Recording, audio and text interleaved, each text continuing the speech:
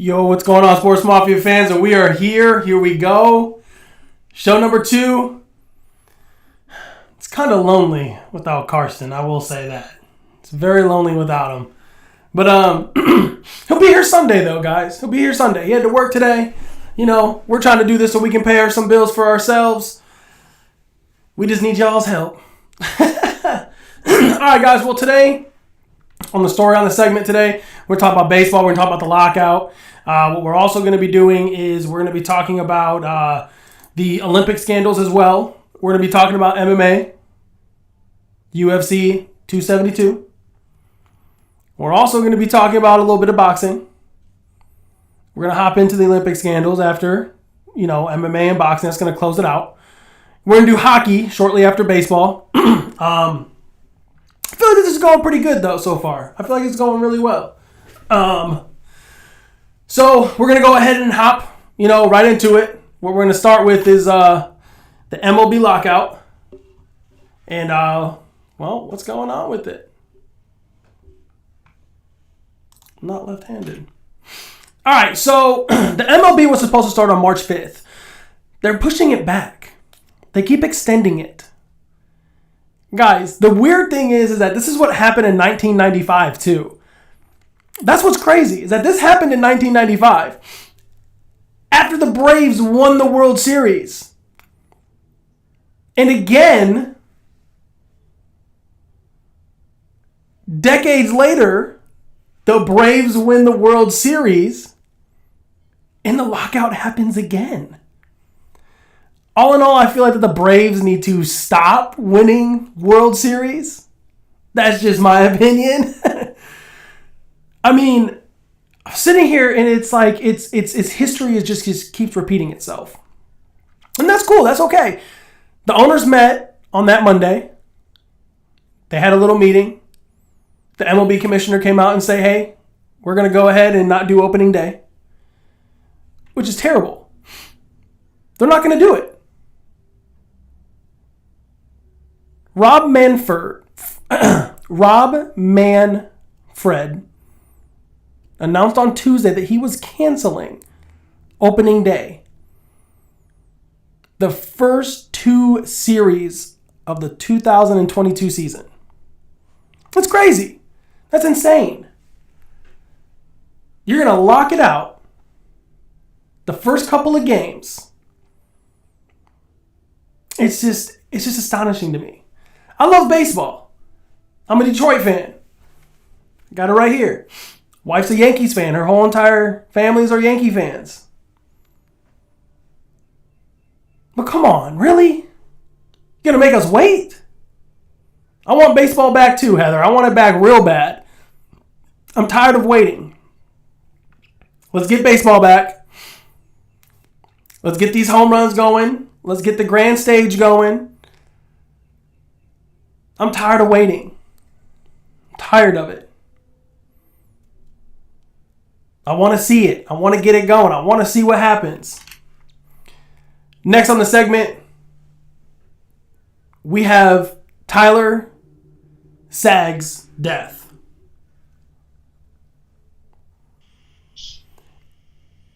Steve, what's going on? What's up, Dave? How you doing? Nothing, man. I'm just hanging out.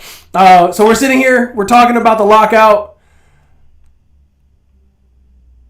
And we're talking about Tyler Sag's death.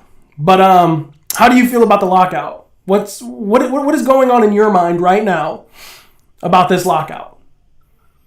I just think that some of the people who are running it just don't really care too much about the little guys. I mean, you got a guy like Kyle Tucker from the Houston Astros, who's probably the best hitter in the league last year, and he's only getting paid like $100 million. And you got guys like Max Scherzer, ahead of things who I don't know exactly what his contract is, but I guarantee you it's every bit of $25-30 million.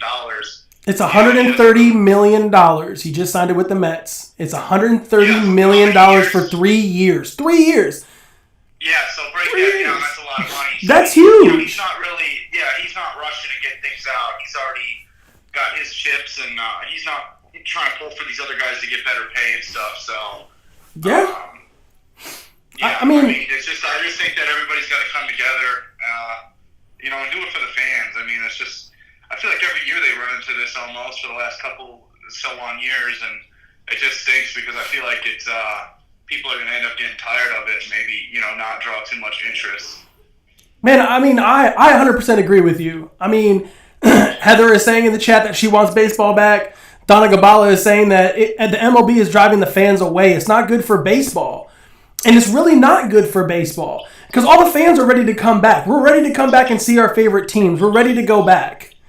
I mean... Yeah, I feel like, obviously we're Detroit fans. I feel like the Tigers are going to do good this year with some of the accusations they heard before the lockout. I'd like to see them get on the road and with how they finished the season. I think they finished at 77-85, but the way, after the All-Star break, they had, a pretty good run there, so... I mean, the losing of Shane Green a couple of years ago kind of hurt them a little bit. Their pitching staff kind of went down just a tad bit. Miguel Cabrera's getting a little bit older. Michelle Kelly is saying it's the great American pastime. It is. Baseball is Americans' favorite sport. Just like America's favorite team is the Dallas Cowboys. I mean, I remember that we used to go to the baseball games at Comerica Park all the time and just sit and just watch the games. I mean, I miss baseball. I want to come back. I think that what they're going to start doing is they're going to pick it up a little bit here. So I believe baseball will be back by about mid-April. Mid-April-ish, right around there. If not, probably just a little bit earlier. But, Yeah, I don't have a time frame that I would put on it myself, honestly. I do hope that it comes back sooner than later. Well, I mean, it's just like what I said before. In 1995, the Braves win the World Series and the lockout happened. Then, decades later, the Braves win the World Series in 2021 and the lockout happened again. I think the Braves just need to stop winning. I think that they're just cursing the league right now. I think that the Braves need to stop winning World Series and just let baseball just keep going on. Yeah. So, Tyler Sack's death. What happened was that he's a pitcher for the Angels, and this has been big going on. He played for the Diamondbacks. He's a pitcher for the Diamondbacks. He didn't have a winning record as a pitcher, but this is still a sad story. He played for the Los Angeles Angels. Eric Kay was found guilty of 2 felony counts, agreeing with the government that he was distributing fentanyl that caused his death. Kay has also done it to several other players, and we'll get to that shortly after. But on June 28th, he is facing a minimum of 20 years in prison. Kyle was only 27 when he died, July 1st of 2019. Oxycodone, fentanyl, and alcohol was found in his system. So this guy, Eric Kay, was giving these professional athletes fentanyl, oxys, and a bunch of other drugs. And it caused Tyler's death. Tyler's from LA. He died in Southlake, Texas, when he was at the Rangers game, when they were doing a little trip. Steve, how does this affect the Angels in some way? Oh, I think, it doesn't matter what it shows on people's records and stuff like that. Once you're on a team with somebody, they're a family and they're part of you. You grow a bond with that person. You see this person every day. You're working out with this person. And sometimes record doesn't always show what this person's capability of. People go through stretches. You name he's only 27 years old. He still had plenty of career in front of him. It's just sad that he was, tampering with those types of drugs when, he's got his whole life ahead of him and, he's got a gift that not a lot of people have. It's just sad that somebody would try and risk somebody else's life and give them fentanyl instead of, I don't do that stuff, but it's just crazy. I've never touched it. Yeah, no. I mean, I've never touched heroin. I don't really know the effects or what the limit is for somebody's body. I'm not too sure, but he was probably trying to get. It sounds like Percocets or something. And gave him the wrong thing.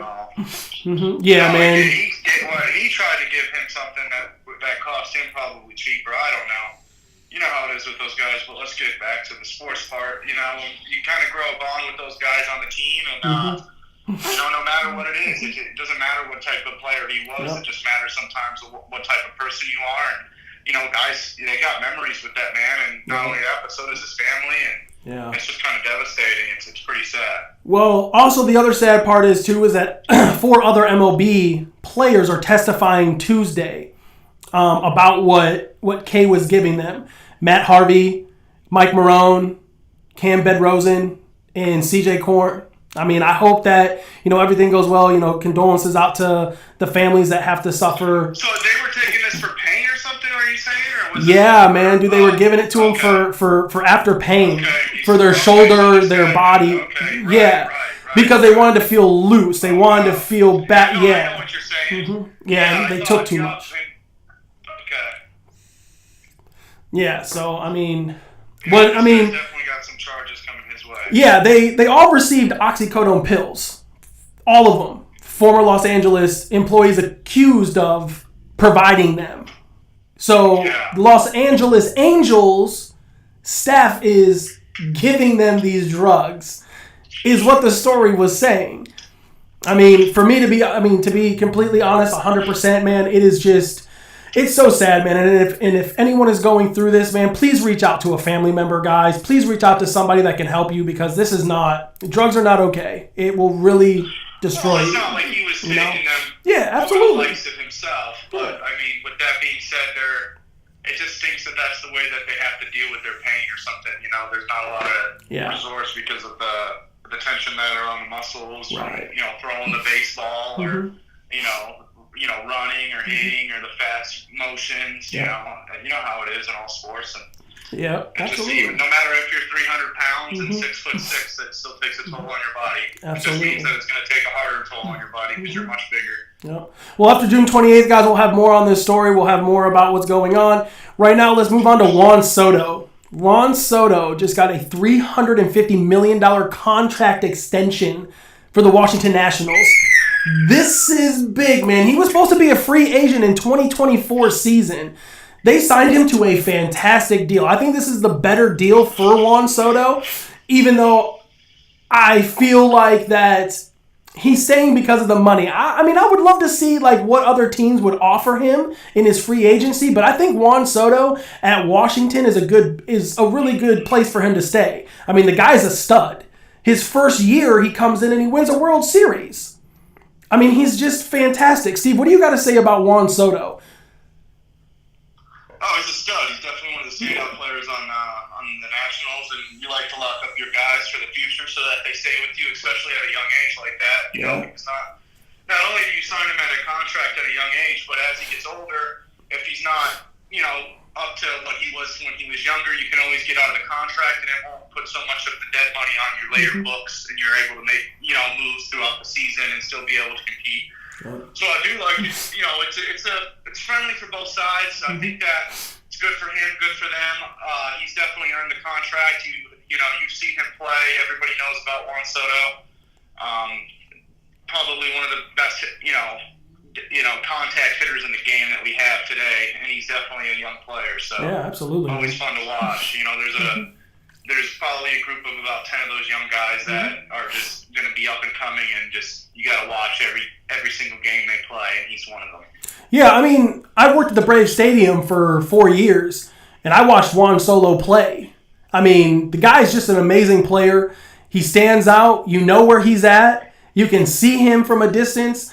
I mean, Soto can smash the ball. I just remember him smashing the ball past the chop house at the Braves Stadium one time, man. And that, he puts a lot of contact on the ball. Yeah, man, he's just got a lot of power, man, and he's just a big, bulky guy. He's just built. He's built for the game, and the game is built for him. I love the way how he hits. I love the way how he plays the field. I love the way he does things off of the field. I mean, he's just an amazing guy. You know what I mean? He's an awesome dude. Shook his hand a couple of times. He's great. He's awesome. But, I would love to see him explore that free agency just a little bit. Just a little bit. But he does have, Heather, you're absolutely right. He does have a long career with Washington. Again, on to our next subject real fast. And my wife isn't going to be too happy about this. Condolences to you Yankee fans out there having to hear this. But Aaron Judge is a free agent shortly after the 2022 season starts? Should he stay a Yankee or should he explore free agency? But this next coming up guy is going to be a great talk for us, Steve. I mean, it's going to be a big talk. But Aaron Judge is a free agent coming in the 2022 season. I personally feel that he should stay with the Yankees, but then again, I would love to see him explore it. But the Yankees do have a couple things up their sleeve. Steve, how do you feel about Aaron Judge? Should he stay with the Yankees? Should he explore free agency? What teams could use Aaron Judge, the powerhouse hitter? I mean, money talks. So you'd like to see who's putting up the most money for him. He is a little older than most people think. Then especially older than Juan Soto, the last person we were talking about. So you wonder how much he's going to demand. And, I think that he'd probably want to stay home in New York and get a deal down there. That's where he's been for most of his career. Some teams that might want him, it'd probably be some good teams. I could see the Cubs maybe going after him, a team like that. Probably a team maybe like the Giants that could maybe go after somebody like that. Yeah. I'd have to take a look at some of the rosters that could use something like that. But the first one I want to say, and I'll stick by, is the Cubs. I could see them going after someone like Aaron Judge. Absolutely, man. I mean, but I do think he'd stay a Yankee. Yeah, I mean, I personally feel like that he should stay a Yankees. But here's the problem, though. The next guy that's on free agency that the Yankees are looking at is Freddie Freeman, the first baseman, the heart and soul of the Braves, the heart and soul of the Braves, and they're thinking about letting him go. They're not even going to attempt to give him a contract at the moment because of this lockout. But here's the thing. If I'm the Braves at the moment right now, if I'm the Braves, I'm calling up Atlanta and I'm saying, hey, yo, let's figure this out.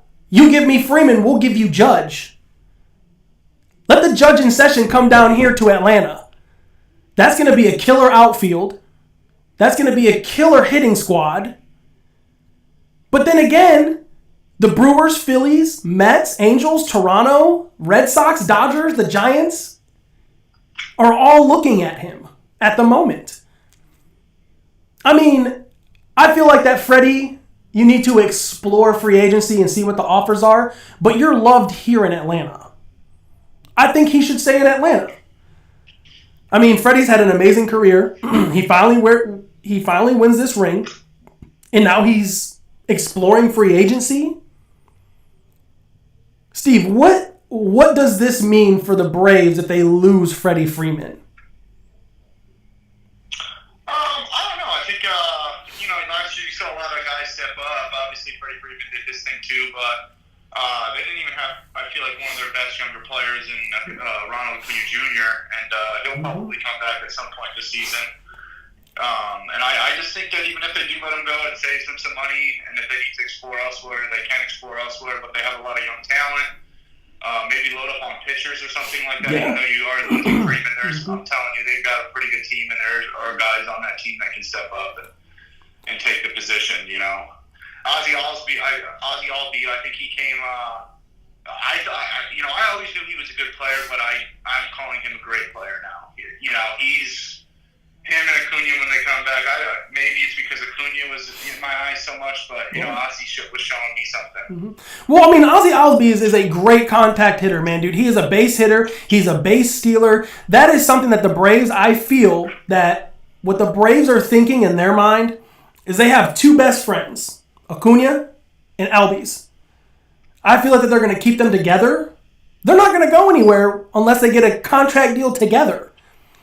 But I feel that Freddie Freeman should in fact stay. I do think that they do need to explore some pitchers. We're kind of, in the Braves area, we're kind of down a little bit of pitchers here. I mean, just like the Dodgers. Dodgers are down a couple of pitchers.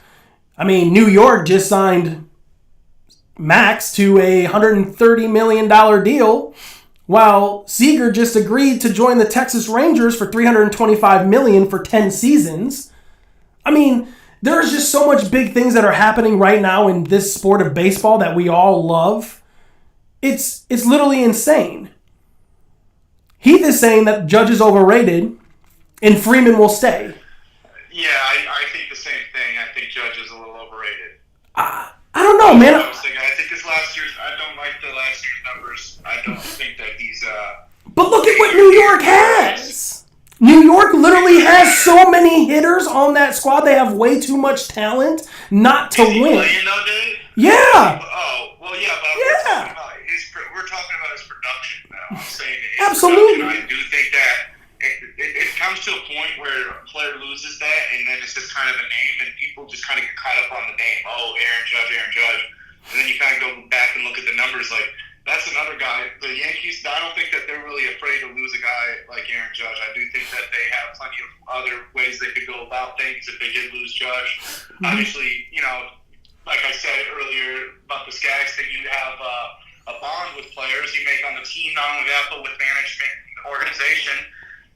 Maybe they try and keep him for that. If they can find like a contract-friendly deal, but if he's asking for a lot of money, they're not going to spend it on him. He's not worth that money anymore. I mean, nor is Giancarlo Stanton. Nor is Giancarlo. He should be. Yeah, I mean that's another reason that these guys want to lock up fat contracts. Yeah. And then Gardner wasn't anything for them as well. CeCe Sabathia's left. Chapman's thinking about retiring.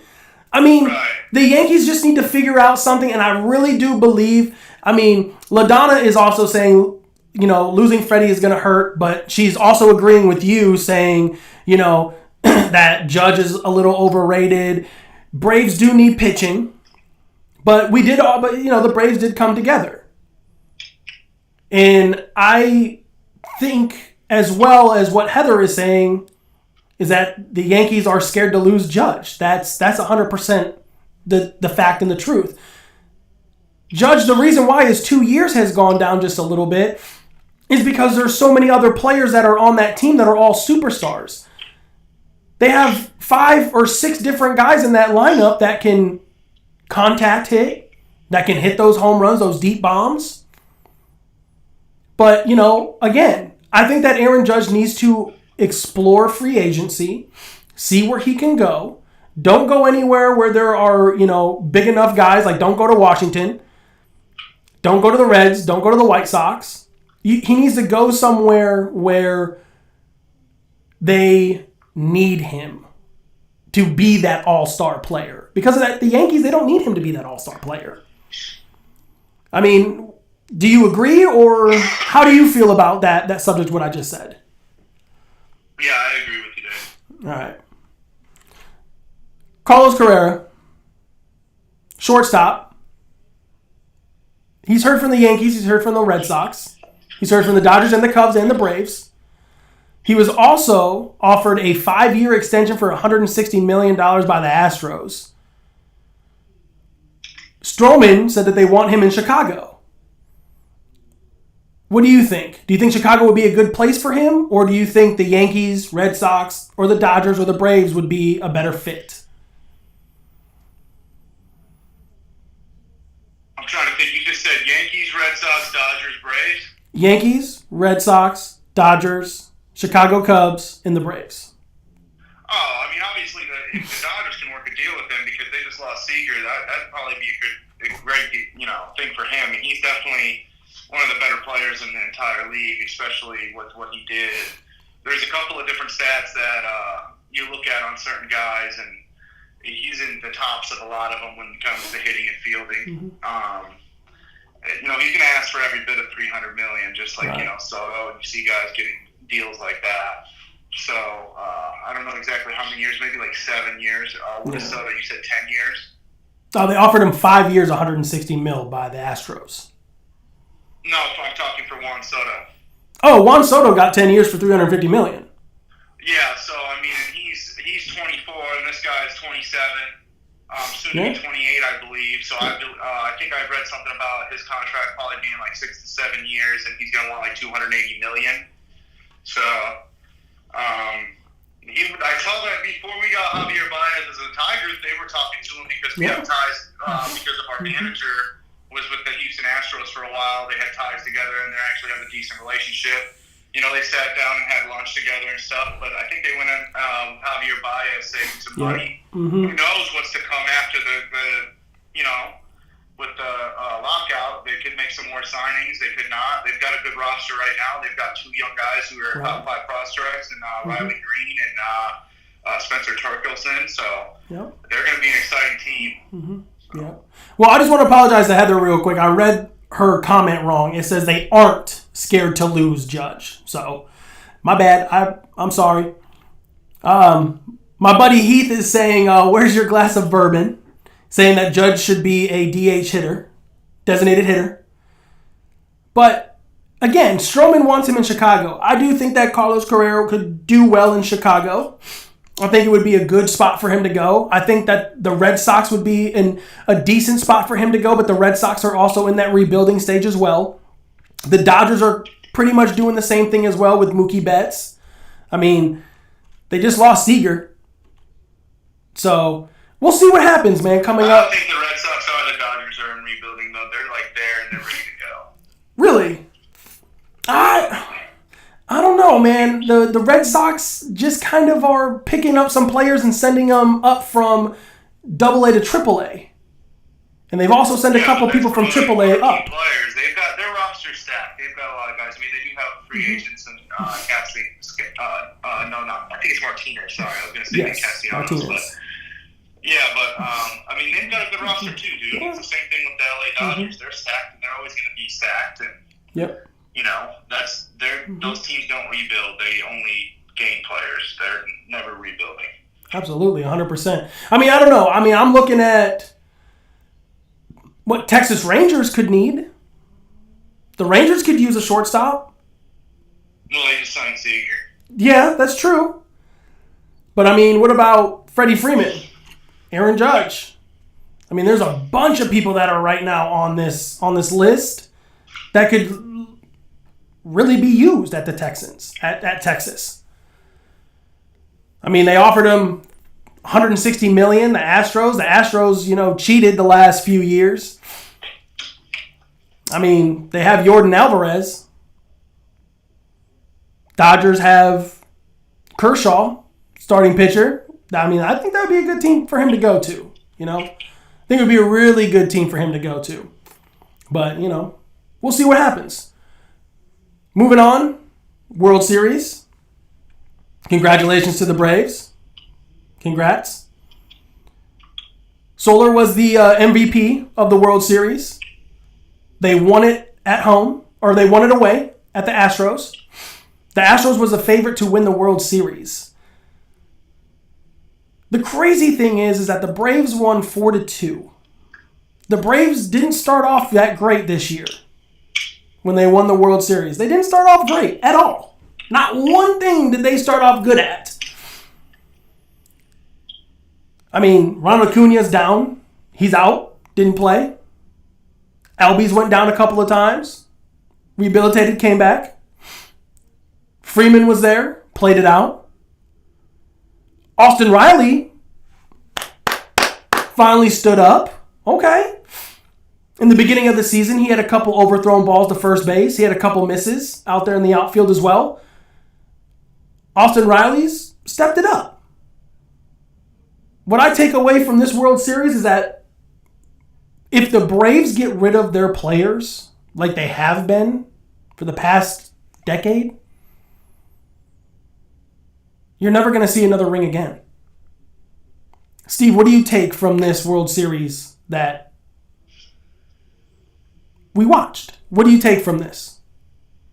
I mean, I just think it goes back to what we were saying about how much depth the team has. You just go back and there's, Jorge Soler, the guy who was injured for most of the season, came back. They didn't think they were going to get him. He comes back, basically saves the entire day for him. Imagine him, Acuna, and Ozzy.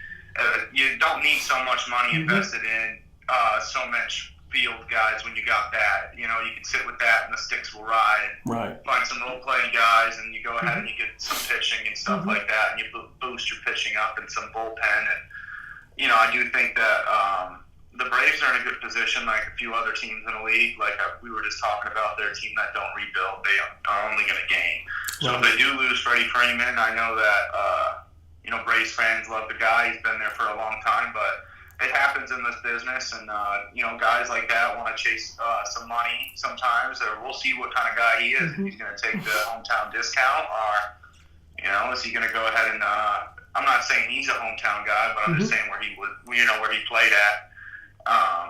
Is he going to take the discount for the team, or is he going to slide out of Atlanta and chase some money and go elsewhere? I guess we're going to have to see when the lockout comes up. Yeah, I mean, there's not a lot of news in baseball at the moment. There's really nothing for us to talk about. Yeah. So should we move on to something else about, what are you thinking, Dave? What are you thinking of from baseball? Well, I mean,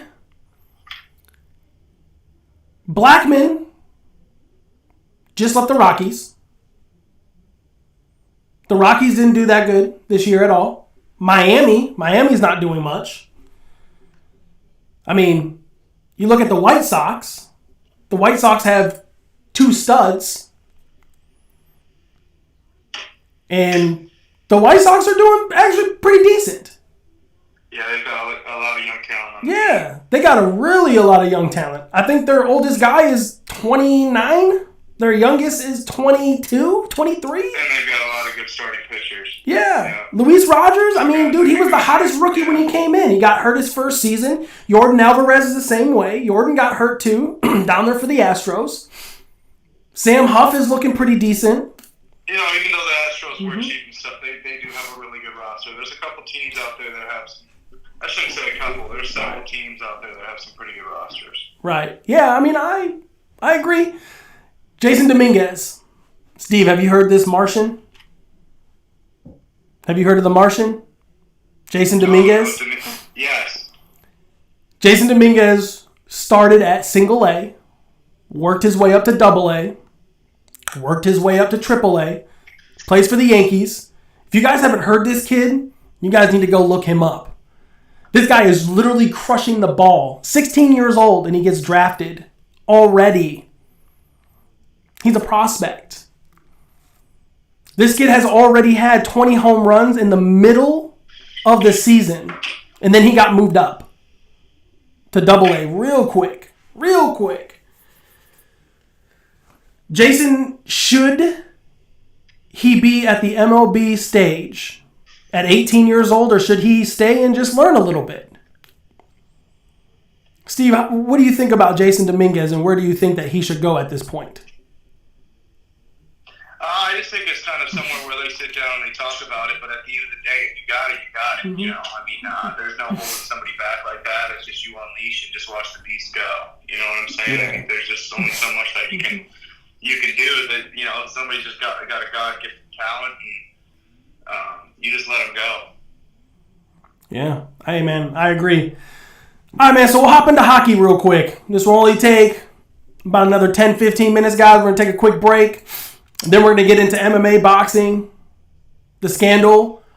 We'll talk a little bit more about football. There's been some pretty big things that came out so far in football, which is pretty nice. But Toronto Maple Leafs is finally getting back their star, Jake Muzzin. He suffered a concussion. It was a pretty bad hit that he suffered. He's back. He's been playing a couple of games. He's looking pretty well. He scored 2 goals in his past 3 games. He's got a couple big assists. He's leading Toronto right now. And he returns. So right now what we got for Calgary's still at the top spot. Then it falls down to the Florida Panthers. Then it goes to Tampa Bay Lightning. Pittsburgh Penguins, Sidney Crosby. Looking pretty good. Then we're popping over to Toronto. Toronto's at number 5.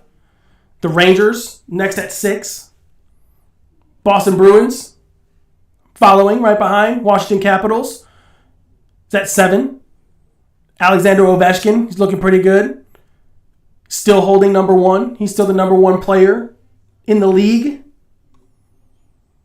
The Blue Jackets, Detroit. Detroit's still looking pretty fine, decent. New York Islanders, Ottawa, then Philly, then New Jersey Devils, then Buffalo, then Montreal. Going on to the Western Conference. Heath, I promise, man, it'll be quick. It'll be quick, I promise.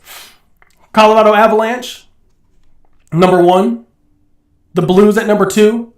The Flames at number 3, Minnesota Wild, Jason Zucker. Then it goes into Los Angeles Kings, who won a Stanley Cup not too long ago. The Predators in Tennessee, Las Vegas Knights, Dallas Stars, Edmonton, Anaheim Ducks, Vancouver, Winnipeg, San Jose, the Blackhawks, Patrick Kane, looking pretty decent as well.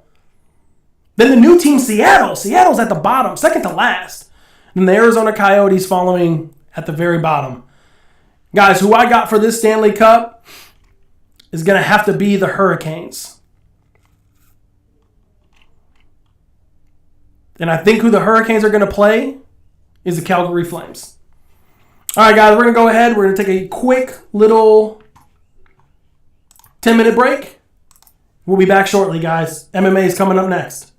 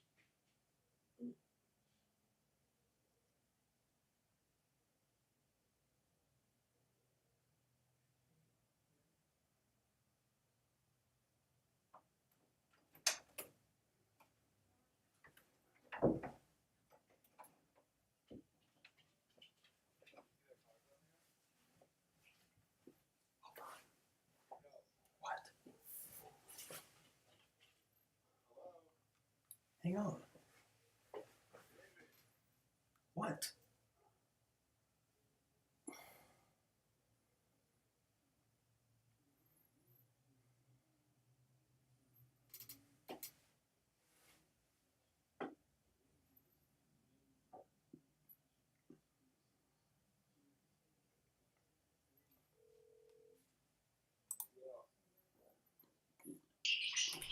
All right, what's going on? Yeah, I'm here. sportzMafia, what's going on? We're back. We're live. Steve Kelly, what's going on, man? You're back? Yes, sir. How you doing? I'm all right, man. I'm just hanging out. So here we go, man. sportzMafia. Yeah. Well, let's acknowledge some of the people in the chat real quick. We got Heather. We got Wyatt. Wyatt's asking, let's talk about that John Morant buzzer beater. Let's talk about that real quick.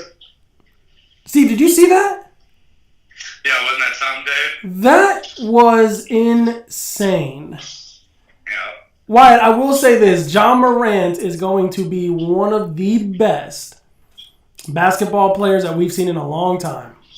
Yeah, I do think if you collect, you're collecting memorabilia cards, that's a guy you want to get a piece of. Yo, Leo, what's going on? Yeah, man, dude, I 100% agree with you on that, man. If you guys are sports collectors, John Morant is probably one of the better cards to go after right now, especially with his rookie, Panini Prism, his autos. I mean, anything at this point. I mean, Ja is just he's just amazing. He's Houdini. He's not even human. He's not human. All right, man, so let's go ahead. We got Colby Covington. And Steve, who is he fighting? He's fighting Jorge Masvidal. Should we run through the whole main card? Yeah, go ahead, man. You started off with that main card. Yeah, we won't go through the interim fights, but Nope. we'll go through the main card. Go ahead. We've got former NFL fight, Greg Hardy. This is going to be a heavyweight fight. Greg Hardy used to play for Dallas Cowboys. Yes, he Remember did. him? Yes, Carolina sir. Panthers. Big boy. Yeah. He versus Sergey Spivak. And Greg Hardy 7-4 in his MMA career, with Sergey being 13-3. They're both going to be weighing in around 260. Greg Hardy's going to be 5 pounds with 265 pounds. I got Hardy. Yeah, my take, I would go with Sergey. Greg Hardy, he's coming off a loss. Well, he's new. He's new. He's new to it. Yeah? I said he's new to Yeah, this. I do. Yeah, like He's you new. said, there's going to be some training curves to him for sure. Yeah, absolutely. Yeah, absolutely. On to the next. Absolutely. All right, we've got next fight. Actually, this one's pretty interesting. I don't know if anybody knows this guy. His name's Kevin Holland. I'm sure a lot of people have heard that name. He's coming down from the middleweight division to take on Alex Cowboy Oliveira. He's dropping down to welterweight. It's going to be his first welterweight fight. I do believe he fought welterweight before. Okay. But this is going to be a spot for him. I do like him at 170 pounds. He's a tall man. He's 6'2". He talks a lot of trash when he's fighting. He's pretty entertaining. Cowboy, I believe, has lost his last 3 fights. And so Kevin Holland's also coming off a 2-fight loss he got a disqualification or forget exactly what they deemed it, but he's got 3 losses technically in his last fights. But dropping down to 170 pounds, I do believe this is where he could be and actually do some damage at. I do think he's going to take this fight. Well, that's hard to lose weight and to gain weight. I want everyone to understand how hard that is for a fighter to go from one weight to another fighting class, division, as in weight. It's difficult, man, because you have so many others. I mean, look at Conor McGregor. There's an advantage to it, too. If you can cut the weight, you cut the weight, because if he's fighting at, middleweight, which is 185 pounds, he's dropping down to 170. Technically, this guy could probably walk around at fight day even bigger than a middleweight. So this could be in his favor. Probably right around middleweight. He's a skinnier guy. He's not real thick. So he'll probably be a little under middleweight, but probably coming in at 180 pounds for this fight. So I think what was happening up there at middleweight was, like I said, he's a skinnier guy. He probably wasn't able to add a lot of, weight back on before the fight. And I feel like that could be, probably more so in his favor down here at this division with this weight class. Absolutely. Man, I agree with you 100%. Who's on that next card? So the next fight is going to be the third fight of the night. It's going to be a featherweight bout. It's going to be at 145 pounds, both fighters. One fighter's going to be Edson Barboza. That's a popular name out there. Bryce Mitchell is another one who's pretty good. He's a wrestler. He can very well win this fight. I do believe he's going to win this fight. He's got to play it his way. He needs to be a little patient. He doesn't need to go in and start a striking battle with Edson Barboza because Barboza is a kickboxer. And if he does get into that with him and starts doing, the striking, I don't think he's going to last 3 rounds with Barboza. But if he does bring this and takes his pace, takes the fight down to the ground, picks his strikes, picks his spots, Mitchell's going to come out on top. But if he sits there and doesn't, play with his role and maybe a Barboza's really aggressive, and he's just getting him with the leg kicks and kicking him to death with that, Barboza could win. But I do got Mitchell winning this fight with his wrestling. I do think that's going to be a big factor for him. I think it's mostly going to be on the ground anyways. So I think Mitchell's actually going to take this. I think Mitchell's going to take it. I don't know if it's going to be mostly on the ground, but I do think it's not going to be I could be wrong, but it might not be a fast-paced fight. Yeah. I do. They got Mitchell at minus 165. They've got Barboza at plus 135. He is the favorite. I'm going to go with the favorite in this fight. Yeah. Hey, man, I agree. I like those odds, especially against both.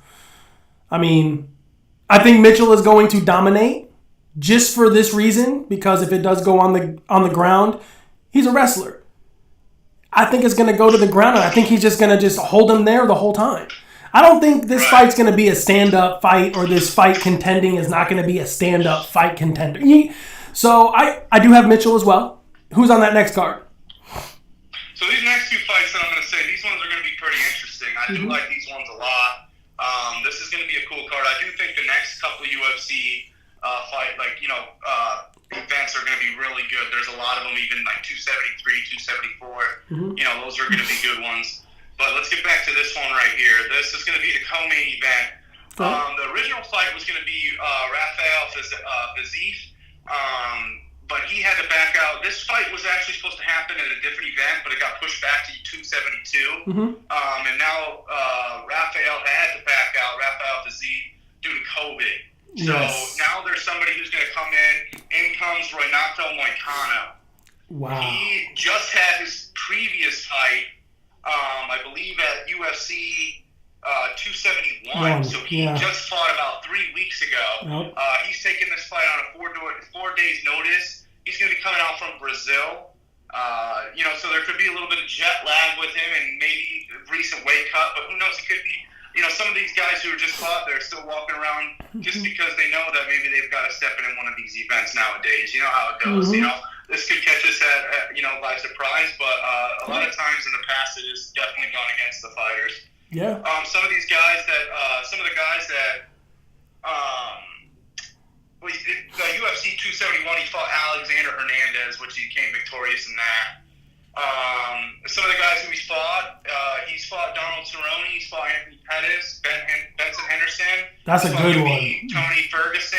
Ooh, Tony Ferguson too. Eddie Alvarez. I mean, he's got a long career of fighting some great fighters in that division. So he's definitely not no slouch when it comes to fighting tough competition, especially, Rafael Dos Santos is a tough fighter. So this is definitely going to be a big one. Absolutely. I do believe that Rafael Dos Santos is the favorite in this fight, and he's opened up at minus 200. Yeah. It's dropped down to minus 165. That kind of shows me that they're going with the underdog as well with the casinos. Dos Santos' last 4 fights, he's lost the last 4 of his 6 fights. He's fought Covington, he's fought Usman, he's also fought Michael Chiesa and Leon Edwards. All those guys are great fighters, but sometimes when you're at the top of the division, you got to beat the best, to stay with the best. Absolutely, man. Hey, dude, I 100% agree with you. Who do you have on this fight? I do have Moicano winning this fight. I do have him winning the fight against Dos Santos, even though it is on short notice. I do have him beating RBA. So you don't. RBA, I'm sorry. So let me ask you this. So Dos Santos has already been training for this. He's already ready. But he was also sparring with another partner that had the same fighting style as his previous opponent. You don't That's think... another thing that comes into play, Absolutely. He's also fighting somebody new, even though he's been training, he wasn't training for maybe this type of fighter that he has, you know what I'm saying? Right? Hey, man, I agree 100%. Who's on that next card? Well, you know who it is, Dave. You wanted to start out with this one. I'd like to save the best for last. It's going to be Colby Covington versus Jorge Masvidal. This is going to be a welterweight. This is going to be the main event. This is another 175-pound fight. Yep. Let me mention before we move on, the previous fight, the co-main event, actually is going to be a catch weight. It's going to be probably, I think, around 170 pounds. It was listed at 155. So there's going to be 3 welterweight fights on this card. Previously, that past fight was supposed to be 155, catch weight 170. So here we go, back to Covington and Jorge Masvidal. Just to give you guys a little bit of story about these two guys. These guys actually used to train with each other and live with each other. They were rookies for a while. They were best friends. They, loved each other. There's videos you guys can go search on the internet about these two guys. Another thing I do want to say is Jorge Masvidal, for those of you who don't know, he goes back to the Kimbo Slice fighting days in the back of the backyards. R.I.P. Kimbo. In Miami, absolutely R.I.P. Kimbo. And he's actually the long-haired guy in the fight. He's fighting in a couple of the videos. You can look those up on YouTube as well. See him as a young kid. He's really young. He's probably only like 18, 19 years old in those videos fighting. If you like fighting, it's pretty interesting videos to watch. But back to the fight, they got Colby Covington at -350. They got Jorge Masvidal at +250. Colby Covington, I do believe he's one of the best fighters that the UFC has. Pound for pound, absolutely. He's He's number 5 pound for pound, I think. Maybe I'd put him a little higher than that. Even though he lost to Kamaru Usman twice, the thing that happens is when you're fighting a champion, you got to do more than what he did to beat the champion. Even though he may have beat him, you still didn't deliver enough significant blows or damage to him. You might have outstruck him and stuff, but that doesn't matter when you're the champ. You got to do something that's going to wow the judges. He might have beat him, but he didn't wow him. So back to this, he's got he's a D1 wrestler. He's got great cardio, strikes with the best of them. He's lost his last 2 fights, like we were just talking about the Usman. Jorge Masvidal, he's not a very good wrestler. Nope. But he is pretty good at striking. Covington's the number 1 fighter right now. He is the number 1 fighter. Yeah, he is. He's the number 1. What are you saying? He's pound for pound? No, he's just the number 1 fighter right now. UFC News is saying that he is the number 1 fighter. Yeah, maybe for that division. For this division, yes, for this division. He is the number 1 fighter. Masvidal. But there's the champ. I think Masvidal's last big name fight was Nate Diaz in 2019. Correct me if I'm wrong. They shouldn't have stopped that one. They shouldn't have stopped it. Nate was bleeding and he could have kept going, I think. But, absolutely. Back to this Covington fight, I do think Covington, he's going to push it 5 rounds because, there is that bad blood. He doesn't want to put him out too early. Jorge's not known for even going that far. He's not known for going for the distance. He's known for ending it. He's good. In the first couple of rounds. He's got a lot of experience in his fight. He's 35-15. Colby Covington's 16-3. Right. I do think both of these guys are great fighters. I do got a lot of love for George, but if I'm going to have to pick one, I'm going to go with Colby Covington. Unfortunately, I don't like his attitude. But, you got to go with who's actually talented, and I'm going to go ahead and take Colby Covington. Maybe by... I got to go with the underdog, man. I got to go with Miles. Good. You go with him. I like that, David. Not against your pick. I think I have to go with him just because of 2 reasons, man. You said it, man. They used to room together, used to train together. They know how each other fight. I think there could, and I think there could be some bad blood. A lot, man. The UFC said that they were going to drop Kobe. Right. Yeah, this is a different fight for him. There's a little bit of blood out, and I think that this is going to go to both the fighters' hearts. And maybe it goes too big to Colby, and it gets him out of his character. And maybe this is the fight that George likes because he likes those dog fights. He likes when there's that background to it or something. Right. Like you said, maybe this could be that kind of spark that he needs to get him back into this. And like you said, he does know Colby. This is going to be interesting. Yeah. And I will say this: if he does beat him. It's interesting to see how the rankings shake up after that. Yeah. Well, Heather has a question. She says, 175 pounds, question mark. What is the normal weight for a main event? Steve, what is the normal weight? 170 is the welterweight division. It's all broke down to divisions. It's 170 pounds at welterweight. Okay. So the main event card could actually have a heavyweight. Is that correct? Oh yeah, there'll be all sorts of weight classes. I mean, like for instance, the Greg Hardy fight, that's a heavyweight. Yeah. There's also a featherweight fight on here. I'm sure that in the interim fights, there's going to be plenty of different weight classes. It's not all one weight class. It's just the two fighters on that card that are fighting each other. That is the one weight class. And let me tell you, like I was saying earlier, these guys are going to be 170 pounds weighing in, but they do know how to gain that weight back. And these guys will be probably 180 pounds. Colby Covington, Kamaru Usman, 180, 185-pound guys. That's why, it's funny when guys sit there on the couch and they say, oh, this guy's 135 pounds. I could, kick his butt.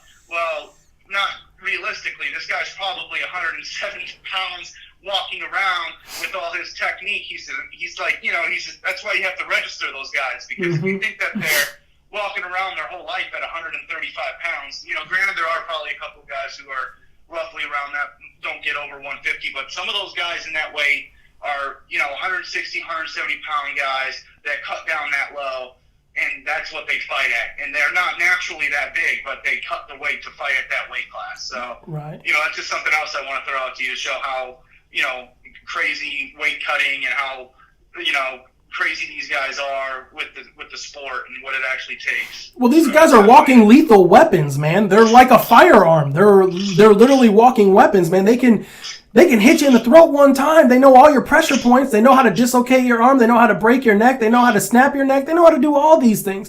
Everything is a puzzle piece when you're wrestling or grappling or anything. Everything's a puzzle piece on your face, on your body. Everything's a puzzle piece. And these guys, yes, you're absolutely right. They do need to be registered at 100%. But this fight in particular, I think is going to be a fantastic card. I think UFC 272 is going to have a lot of crazy upsets, a lot of crazy turning of events. But Covington, sorry, man, I got to go with Masvidal on this one, unfortunately. I mean, I just personally feel that he's going to... We're Florida boys at heart. Yeah, man. I mean, to be honest with you, I really do think that he's going to take this and win this match. I really do. On to the next one, we have Conor McGregor. Is Conor McGregor coming back? That's the big question that a lot of... Absolutely, he will be coming yes. back. Yes. A lot of UFC fans are asking for him to come back. Yeah, but they're all asking for him to come back. Yeah, he's coming, but the big thing is everyone's trying to say, will he have a title shot at lightweight right away when he comes back? Does he deserve that? No. Absolutely not. I would love to see, a trilogy with him and Nate Diaz. I'd love to see maybe another one with him and Dustin Poirier. I think he's got unfinished business with some guys who aren't in title position. I definitely think they give that fight to Justin Gaethje for that lightweight. I almost said light heavyweight. Lightweight bout, I mean, I agree with that. I do agree with that, but, Conor suffered a really bad leg injury. And this is what Dana White had to say.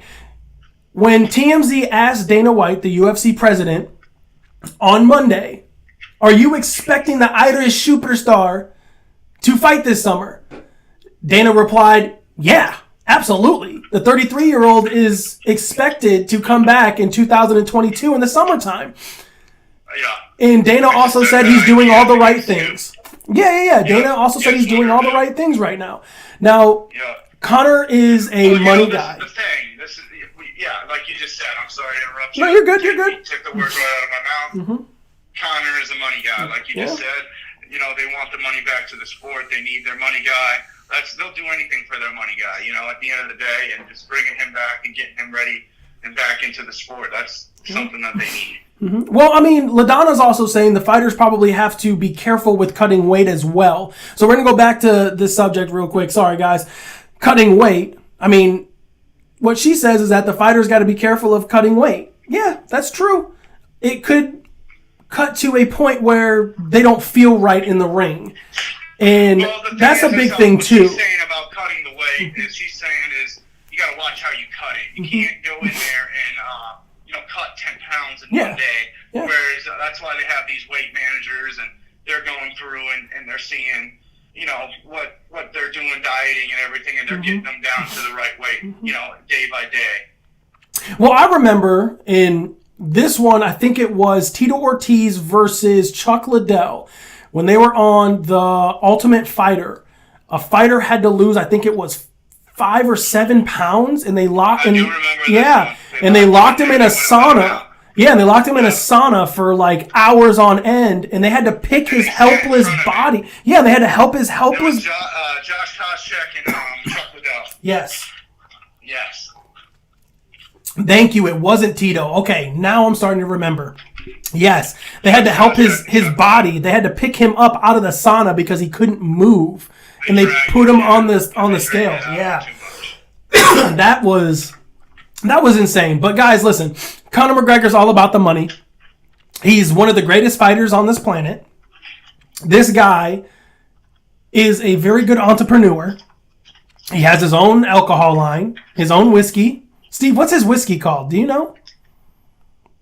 Oh, man. It's Irish. Keep going what you're talking with, and I'll look it up for you while you're going. I'm not too much of a whiskey I got you. drinker. Just keep Yeah, going. no, I'll put it in for you. me neither.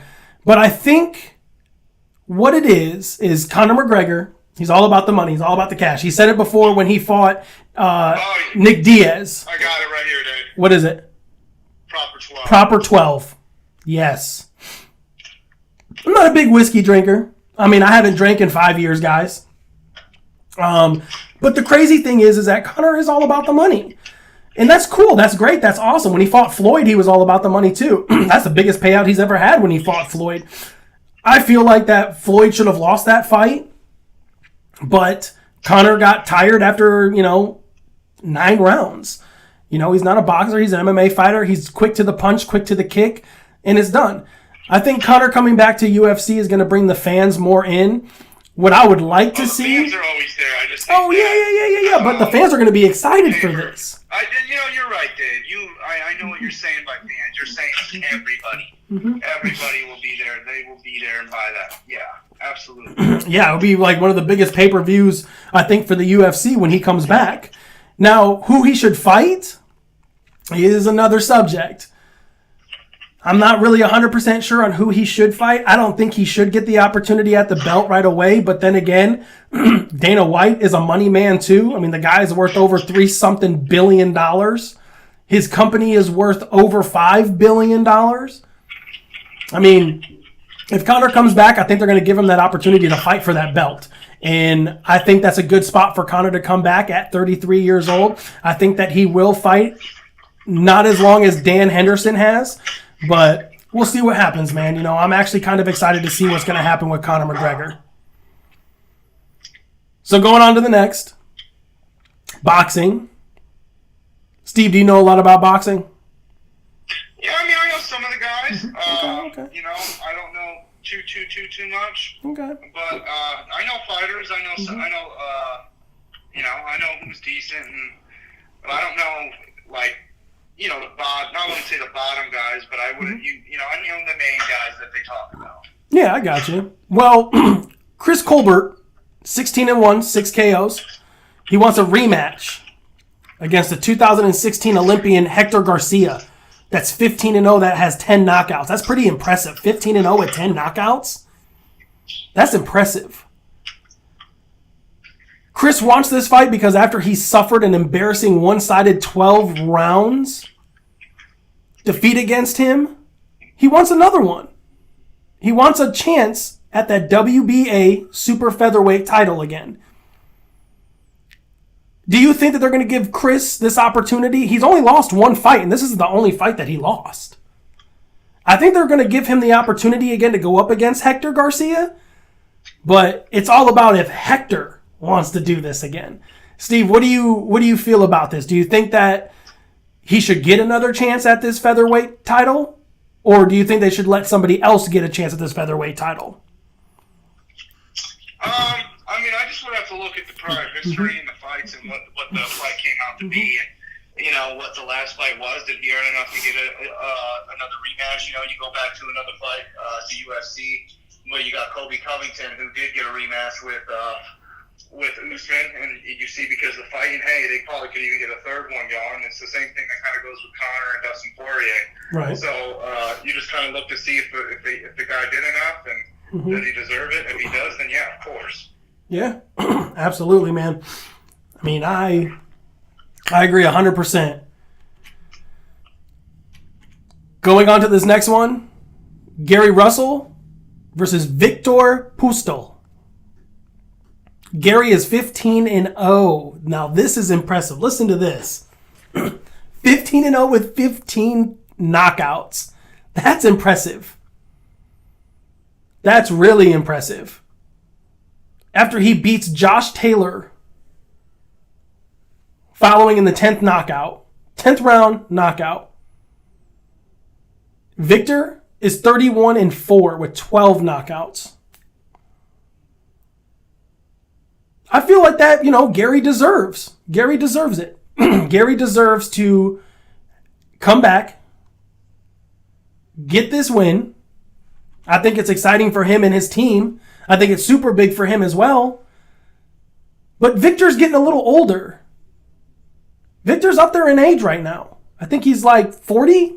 No, wait, hold on. Don't quote me on that. I think 40. Don't quote me. They fought at the Cosmopolitan. Steve, where you're from, Las Vegas, where you're living right now. Yes, sir. It's pretty nice. It's real nice right now. I mean, for boxing and everything, it's looking super nice right now. I mean, I think boxing is a developing sport. I think a lot of people are now starting to get into it.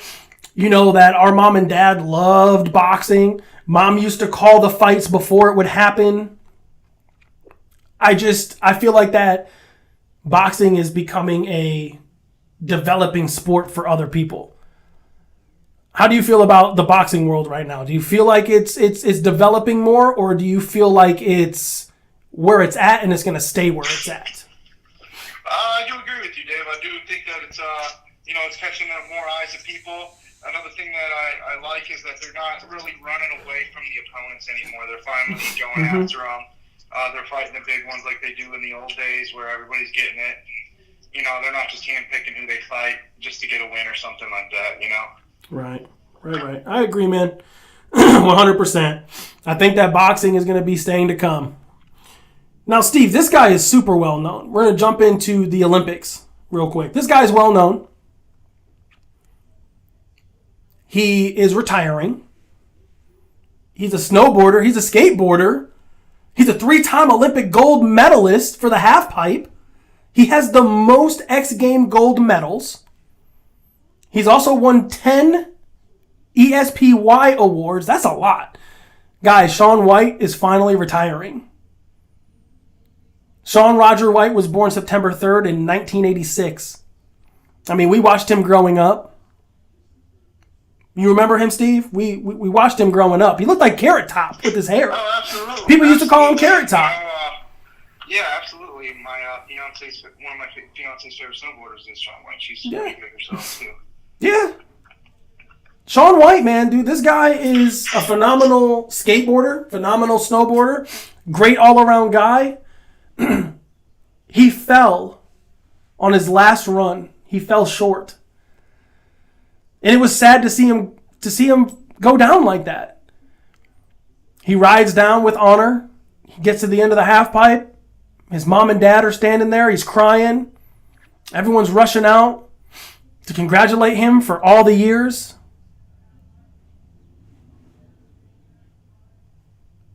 Shaun White, congratulations, man. Thank you for all those good years. Thank you for being one of the best X-Gamers to ever be provided.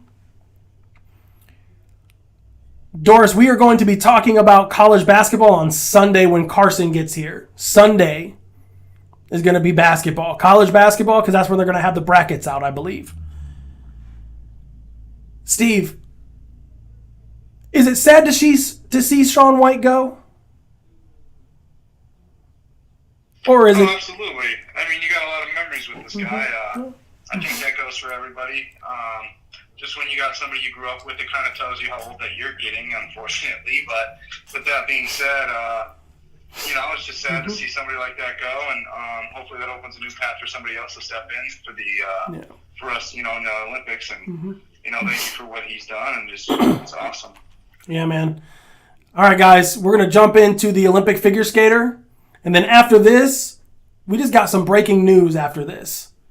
So before we go on this break, I'm going to let you guys know about the breaking news, and we're going to talk about that here shortly. What's the breaking news, Dave? Should you go over that first? Nah, man, dude, I want to do this. This is juicy, man. This Olympic. All right, here we go. We will talk about it, and it's football talk. So, Steve, this is all breaking news, just coming out of the gate. What I just got on my alerts is going to blow everybody away. So, the Russian figure skater Camilla was found taking heart drugs to perform better. She lost. She didn't medal. She's 15 years old. She blamed that she was taking her grandfather's heart medication when, to be honest with you, you know what you were doing. Your trainers knew what you were doing. Everybody knows what you're doing now. This isn't the first time that the Russians were caught cheating. Not the first time the Russians were caught cheating. Russia right now, they're invading Ukraine. They're invading Ukraine. They have nothing better to do besides cheat, steal, and lie. As Sha'Carri Richardson, after her mother dies, tests positive for marijuana. When in Oregon, marijuana is legal. It's legal. It's legal over there. She was the favorite to win the gold medal at the 100-meter dash. Was suspended for 1 month. For 1 month. She didn't go to Tokyo for smoking marijuana. Steve, let me ask you this. Sha'Carri Richardson gets banned for smoking pot, smoking marijuana, after her mother passes away. And Sha'Carri gets banned for smoking weed, but Carmella is allowed to still perform after they found out that she was doing this heart drug to perform herself. Is this a double standard? I do think that they hold that to a little bit higher standard because there's fine lines, obviously, in the rules, but I know that is bending them a little bit what the Russian did. It's with the blood doping or whatever, the heart medicine, et cetera, et cetera. I do think that they do want the money for pharmaceuticals. They blast people for smoking to deal with injuries. As you can see, they're doing more tests so that they're seeing that the people are getting addicted to these medications. So we're going to see how it could do, and marijuana does help with pain, and maybe she was helping with some pain that she had. I don't know. Like you said, it is legal there, but you do have to recognize that it's not legal federally. So when you are doing something outside of the state that you were in, you do kind of got to be careful with how you go about it. And maybe somebody above her should have let her know and gave her a little bit more advice in that, or been like, hey, that we could be in trouble if they find out that you're, smoking, or if they're, this and that. Could have helped her, so, but. Well, she was in Oregon when she was smoking, though. When she tested positive, she was about to get on a plane and go and perform at the Olympics. But yet now Carmella is allowed to take these performance enhancement drugs and go out there and perform on the ice, as in Miss Richardson isn't allowed to go. She wasn't allowed to do her 100-meter dash, her 100-meter Olympic that is going to make her career. She's the most talked about Olympian. I don't know. I just feel, me personally, what I'm going to say is this, is if it's legal at a state, We're one big country. Countries don't have states that we have. If it's illegal in one state and you are allowed to do it in that state, I feel like that when you go to compete in the Olympics, that shouldn't matter. That shouldn't bother you. That shouldn't keep her from not performing. It's when you go over to the other country is when you shouldn't be allowed to do it. But hey, then again, I'm our system at the end of the day. Yeah. And like I said, understandable. There's a fine line, and you gotta understand the fine line. Mm-hmm. So yeah, no, I understand 100%. Of course, very unfortunate. Yeah, I couldn't agree more with you, man. 100%.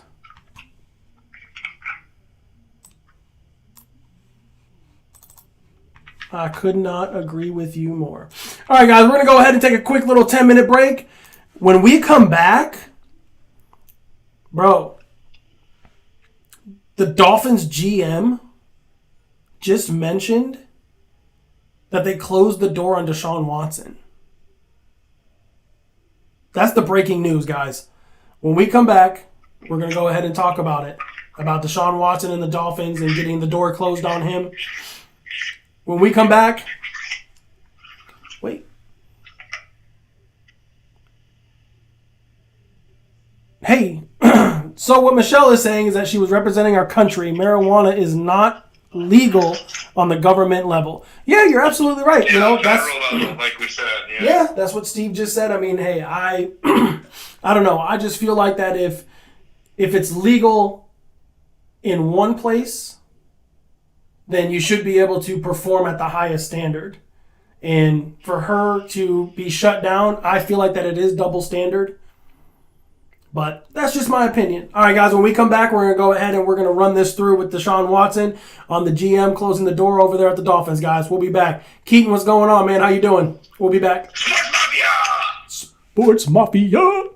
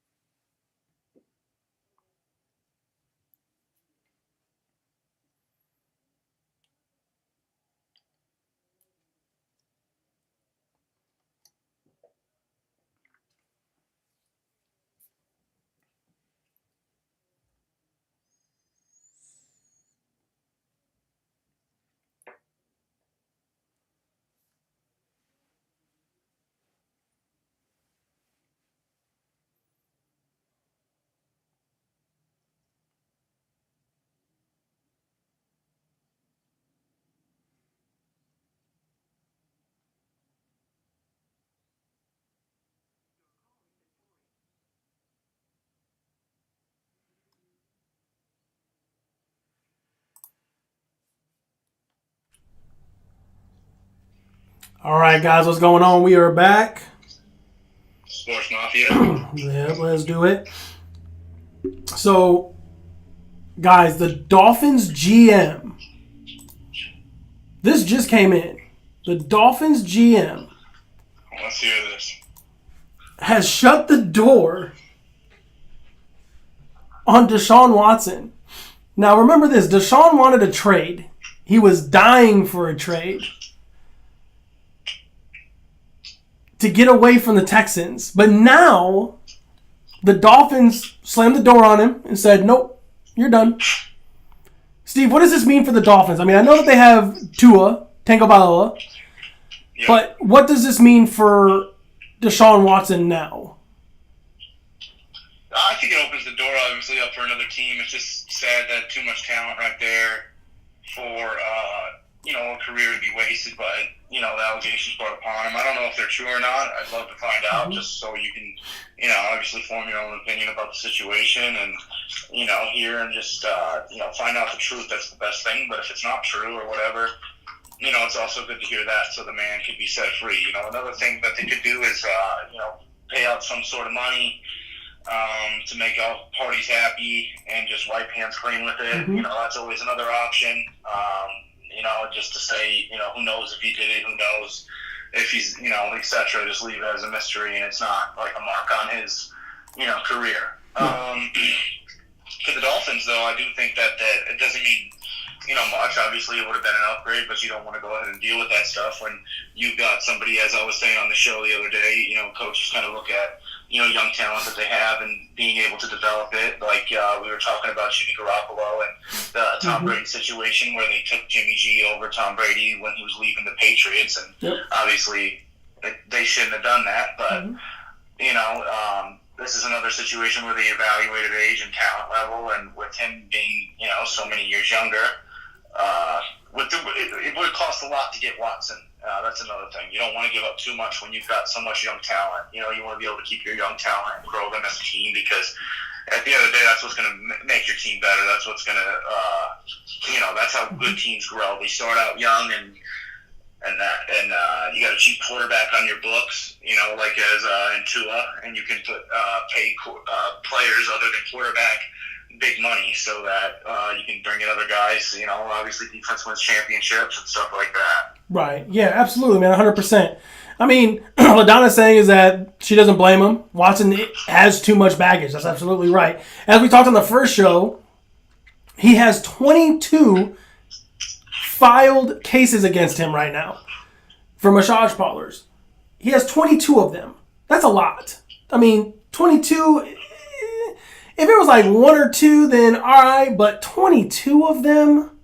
That's a little insane. That's a little out of hand right now.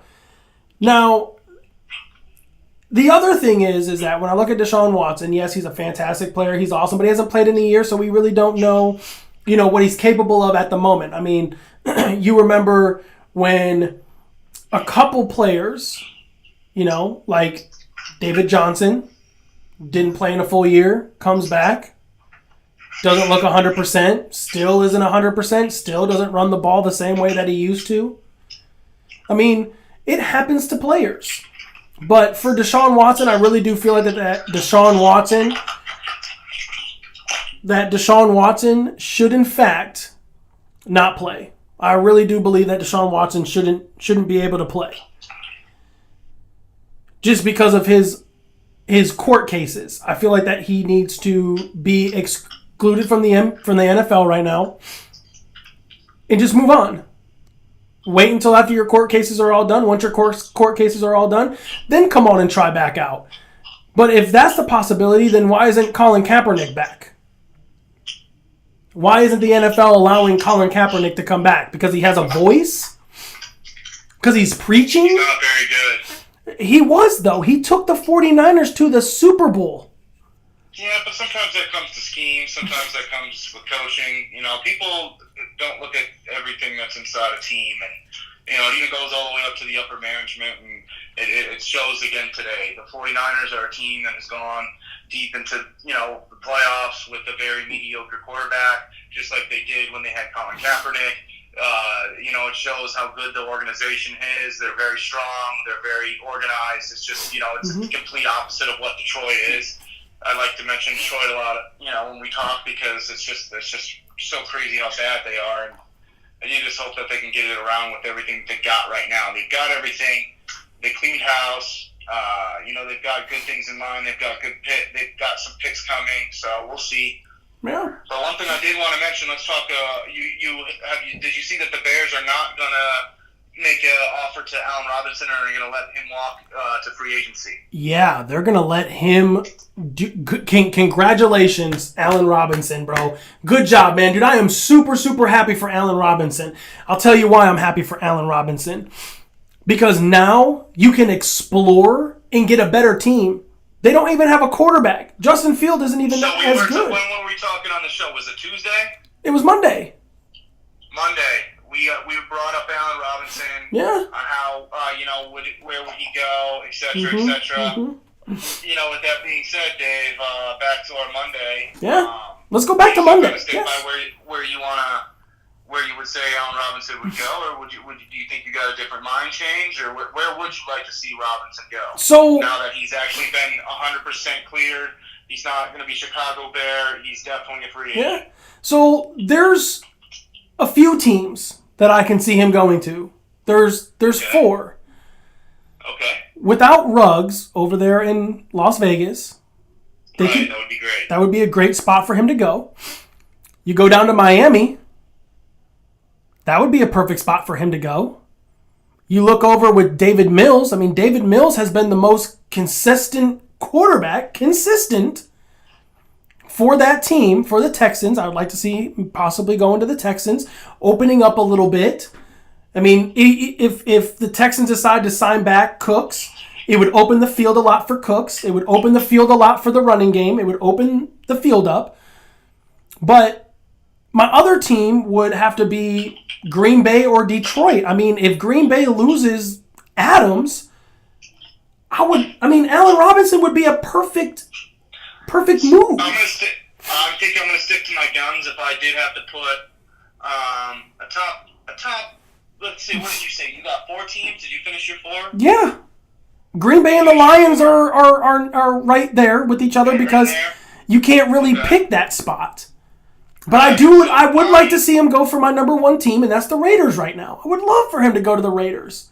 That would be nice. My top couple teams, I would like to say I'd say Pat's probably at number 1. Dire need of a number 1 receiver. They've just been in and out. They almost got the trigger on OBJ last season. Yeah. He ended up becoming a free agent, went elsewhere. Yeah. My number 2 pick, this is just where I kind of would like to see him go. This doesn't mean it's going to happen. Obviously, Packers are in some cap hit, but I would love to see him go to Green Bay. That would be my number 2 place for him. Mm-hmm. I even though I am a Lions fan, I do like greatness. Aaron Rodgers is a great quarterback in the NFL. I would love to see him go ahead and compete for another one. But here's the thing. Just because I like to watch him play. I do like to watch him play. I'm not going to – I don't like Green Bay, but the Lions play them, but, I enjoyed. We're going to be honest. Green Bay's not a bad organization at the moment. I enjoy watching Robinson do jump balls in the end zone, in the red zone. Mm-hmm. 20. I mean, I know that the red zone is only 20 yards in, but he does the jump balls from 25. Now, what Keaton is saying, Steve, you know Keaton. Keaton's a very good friend of mine. Keaton is saying that Chris Godwin, the Lions are thinking about getting him. So, do the Lions really? I tagged you in that, Dave. I know. I saw that, man, dude. Cool. Keaton's up on that news. Shout out to Keaton on that. Yeah, dude. And Keaton. You want to finish off the top 4? Yeah, no. Go ahead. Yeah, but but again, I'm saying because of the Lions. The Lions wouldn't need a receiver by that time. Then they would have their set 4. The Lions would just need a better run game. Hang on, I'm just going to close it out and then go ahead. To the Lions. Go ahead. Chargers, Raiders. I do think the Chargers could let Mike Williams walk out the door, settle for Allen Robinson for a little bit cheaper than they would Mike Williams because he did have a great production year. He did have big numbers. But he is a much younger player than Allen Robinson. Allen Robinson can come in. I don't want to say he's going to be Mike Williams, but he can do Mike Williams type things and for a much cheaper price, and they could go spend money on the defense where they really do need it. They could go spend recommend it. And that is, when we do have a segment, I just want to tell some people I'm really big on the Chargers next year. I'm going to say it before free agency, before anything starts, I'm high on the Chargers. Yeah, dude, I mean, look, man, I agree with you 100%. But here's the thing. Do you think that Keaton Allen is going to retire here in the next year or two? Next 3? I mean, even if he doesn't, they can give it a good run. I mean, they've got some good guys on their team. They've got Guyton. He's a good receiver. He's good way at stretching down the field. It'd be nice to see him get a tight end. That's something that they're missing, I feel like, on their offense. If they could get a tight end, Eckler is just somebody who just balls out consistently. Well, we haven't seen Kelly yet, though. Guys. I mean, Kelly got injured. He went down. LaDonna, who do you think will be around longer? You think Keaton Allen will be around a little bit longer? Because what I'm thinking is this. They would be going pretty old at the wide receiver position. Yeah. But the Allen Robinson, it wouldn't be a long-term deal. But maybe they go after somebody else that's a little bit younger or something. Mm-hmm. But maybe they try and fix things with Mike Williams. I'm just saying, what if they could let Williams go out the door? Williams is going to want a big price tag. Williams could be another guy who could take off, and you could see him go to the Patriots. Yeah. New England being so tired of not having a number one, they're just going to say, hey, let's lock this guy up. What kind of money do you want? Mm-hmm. You're young. We saw what you can do. You can produce. We're going to give you the money, and they're going to fork it over to somebody like that. Well, some of those big free agents, I mean, Chris Godwin. I just want to hop into the Chris Godwin talk real fast. Let's talk about the Lions. I can talk about the Lions. Let's do it. Same here, man. I like DeAndre Swift. Now, everybody just hear me out. I'm not too big on Swift. I do think the Lions need to draft. There's some running backs coming out in like the 3rd or 4th round. You could grab like the Michigan guy. Well, they're getting Hutchinson, though. You know what I mean? First round. First off the bat, they're getting Hutchinson. That could be their second pick, absolutely, in the first round. Yeah. First overall for them would be their second pick, yeah. Well, I mean, I'm liking this. I like some defense. I do like them going strong on defense because I do think that they can fulfill offensive needs through free agency and later rounds in the draft. Like I don't, like you said, you like Swift. I like Swift to a certain extent. I don't think that he's a north-south, in-between the gaps runner. He's more of a jump cut, get you into the outside, great catching back. Even though he did drop that ball for us that in week 3 of the season that could have turned us around. That wasn't this previous season, the season before when they got rid of Fat Patricia. But yeah. With that being said, but here's the thing, though. I do think, like you said, go ahead. Well, so what LaDonna is saying is that both Robinson and Allen have been in the league forever. They got about 3 years. Heather, we're going to get to the Bills here in a minute because there's a big story right now about the Bills that I'm actually kind of liking. And Steve, I think you're going to be pretty excited about it as well. But I mean, LaDonna's saying that I haven't seen DeAndre Swift pan out as well as she would hope. Note that, in the draft, Dalvin Cook's brother is coming out. But I mean, I really do think that the Lions, and that's another guy. He could be an early 3rd round talent. I don't want to say he's going to be second yet. Obviously, the combine boosts these guys up, but I do think that there's going to be in rounds 3, 4, and 5 plenty of good running backs that can start on. Maybe not start because Swift will be the starter, but a 1A, 1B type system in Detroit, I think would be a great approach for them. I do like that they already have a tight end in Hawkinson. I'm just going to go through the roster real quick. Yeah. I do like they got Hawkinson. He's a big body. I love that. Yeah, he's a big body. They got Amon-Ra St. Brown. A guy who came out at the end of the season, ended up pulling 90 receptions, almost 1,000 yards. Almost. He came close. I think he was like 50 shy. He started off very, very slow. Yep, he was 50 shy. Those guys. You say LaDonna's watching us, she can even quote me on this. I said, this guy, Amon-Ra St. Brown, he's not going to start off fast, but when the end of the season stops, he's going to come together. And, I should have just kept him in fantasy. I dropped him, but he did come around, and, he did do what he was going to do. I mean, just like with Valdez does, just like with Lazar does. Alan Lazard. I mean, all of them do. Better than them. I think that he's what we have right now is we've got a great guy. Who could I compare him to? I could compare him to like a Keenan Allen type guy because he's not really going to be super fast, but he's a great guy at running routes and he's good at possession of the ball. Are you talking about Brown? Amon-Ra St. Brown, a rookie that we have on our team. So St. Brown, what I'm looking at St. Brown right now, and this is what I like about him. When Golden Tate played for us, Golden Tate's routes were slants, He's kind of like we're fast, we're quick, we're going. How tall is he, Dave? Isn't he 6'2"? He's 6'2", but I mean, again, though. That's big. How tall is Keenan Allen? Keenan Allen is 6'2". They're very, very similar type I players. get what you're saying, but this kid... Coming up, he could be very similar. I'm telling you right now, bro, St. Brown is going to make the Lions a winning team along with Chris Godwin if Chris Godwin gets picked up. Yeah, who's your buddy who said that? That with Godwin, the only thing Keaton. I worry about is he's just got some. Yeah, Keaton. He's just got injuries, man. I don't like that about Godwin. I don't like the whole injury aspect. So then what? You're gonna go throw. This is a typical Detroit thing to throw money at a guy who's got injuries. Well, they also did that with what's his face, Joey Harrington. They threw a bunch of money at Joey Harrington. We went 0-16. Then you actually throw the money at the best players and you screw us. The Fords literally screwed us for a Super Bowl contending season. I do think with Detroit, I don't know if you saw on the news, they did switch to a 4-3. Yeah.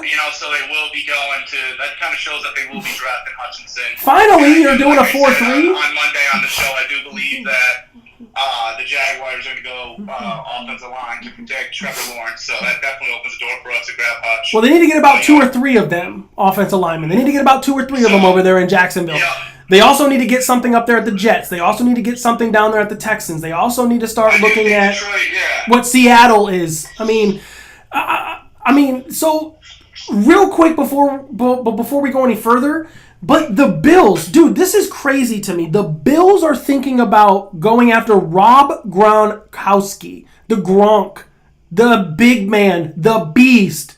If the Bills get Gronk, the Bills are going to be an unstoppable team.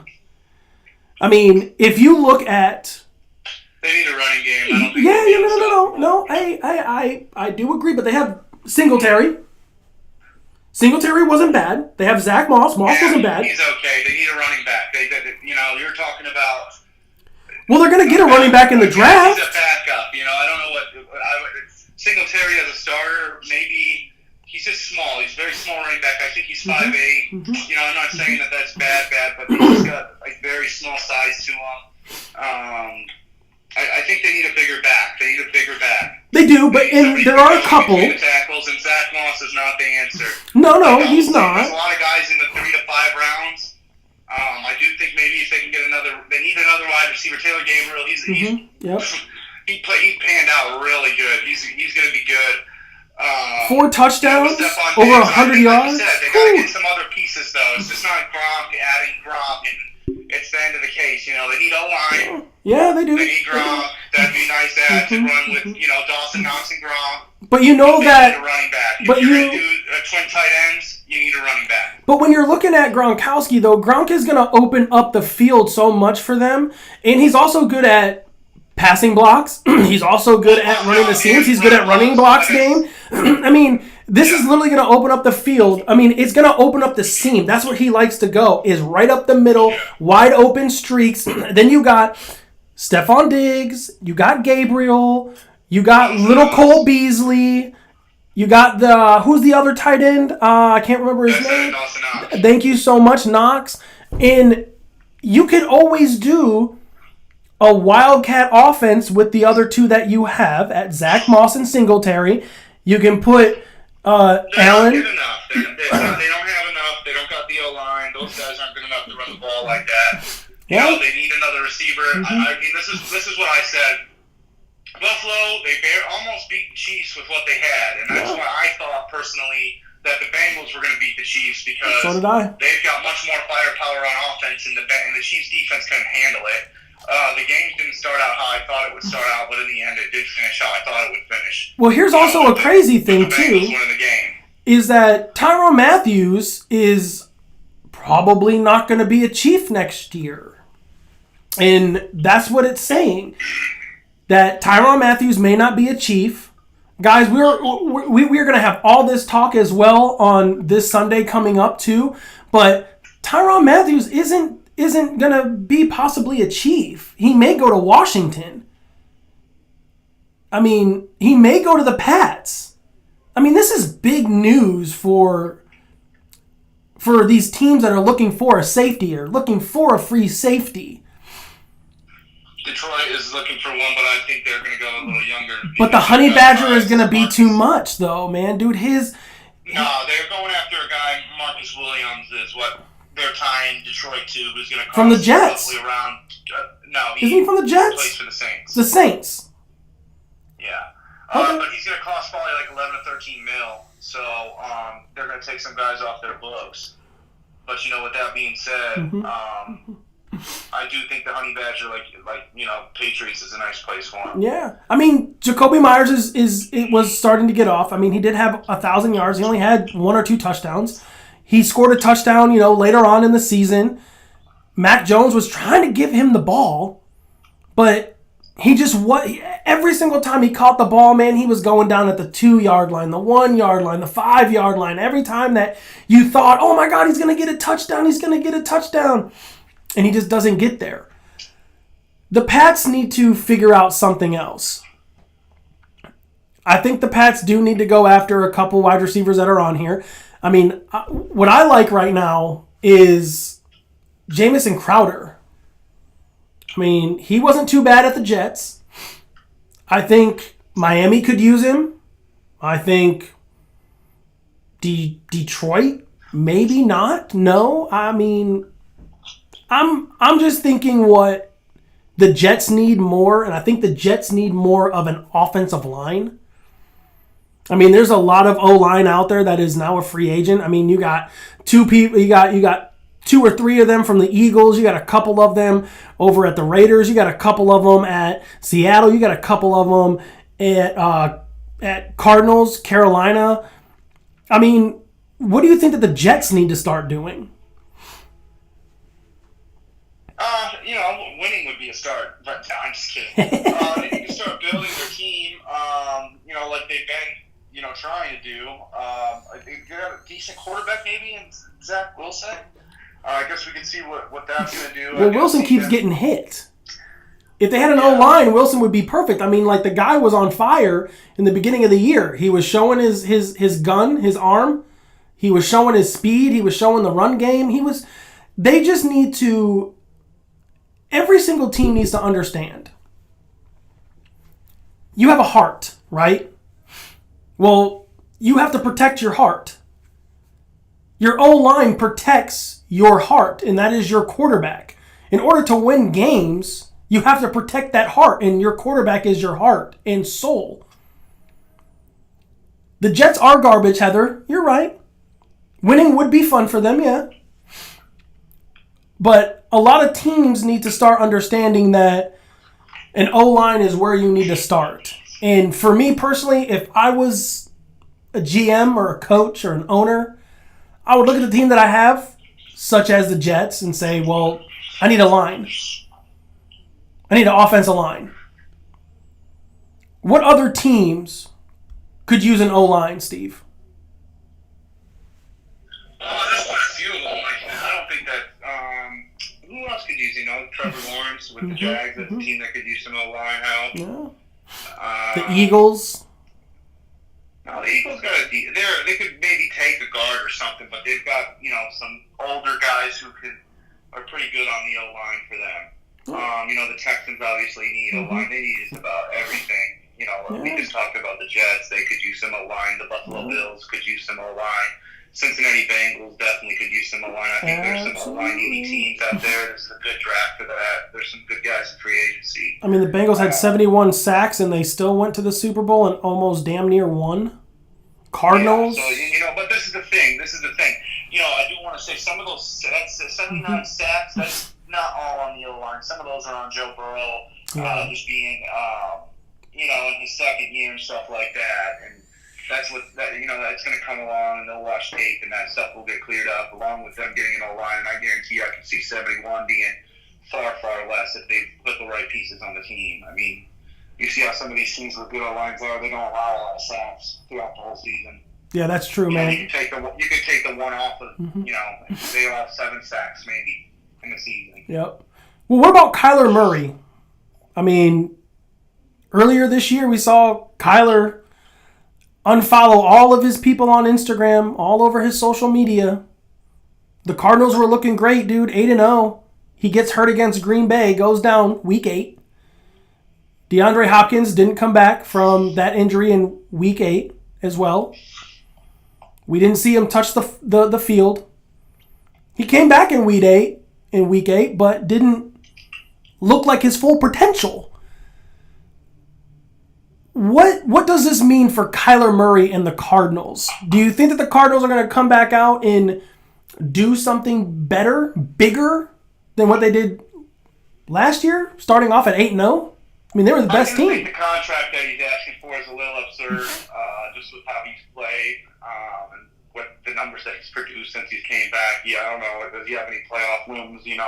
What are his significant wins? He probably does have a few regular season ones that are good. Yeah. Another thing that's got to be taken into consideration, he's already been hurt a few times, and he's a scrambling quarterback. And, I heard a couple people say that Kyler Murray does not like to get hit.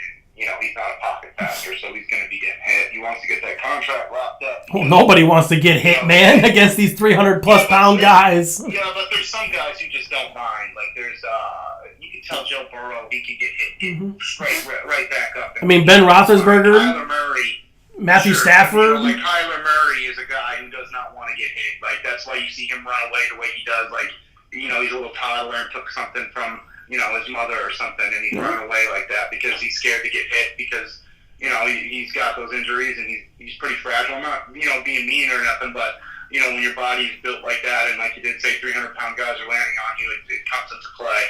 And he's acting like, he's asking pocket passer money, and I do think the Cardinals are going to come back and be like, hey, man, you're not a pocket passer. We're not going to give you pocket passer money because, there is risk of injury here, so you do got to take that into account.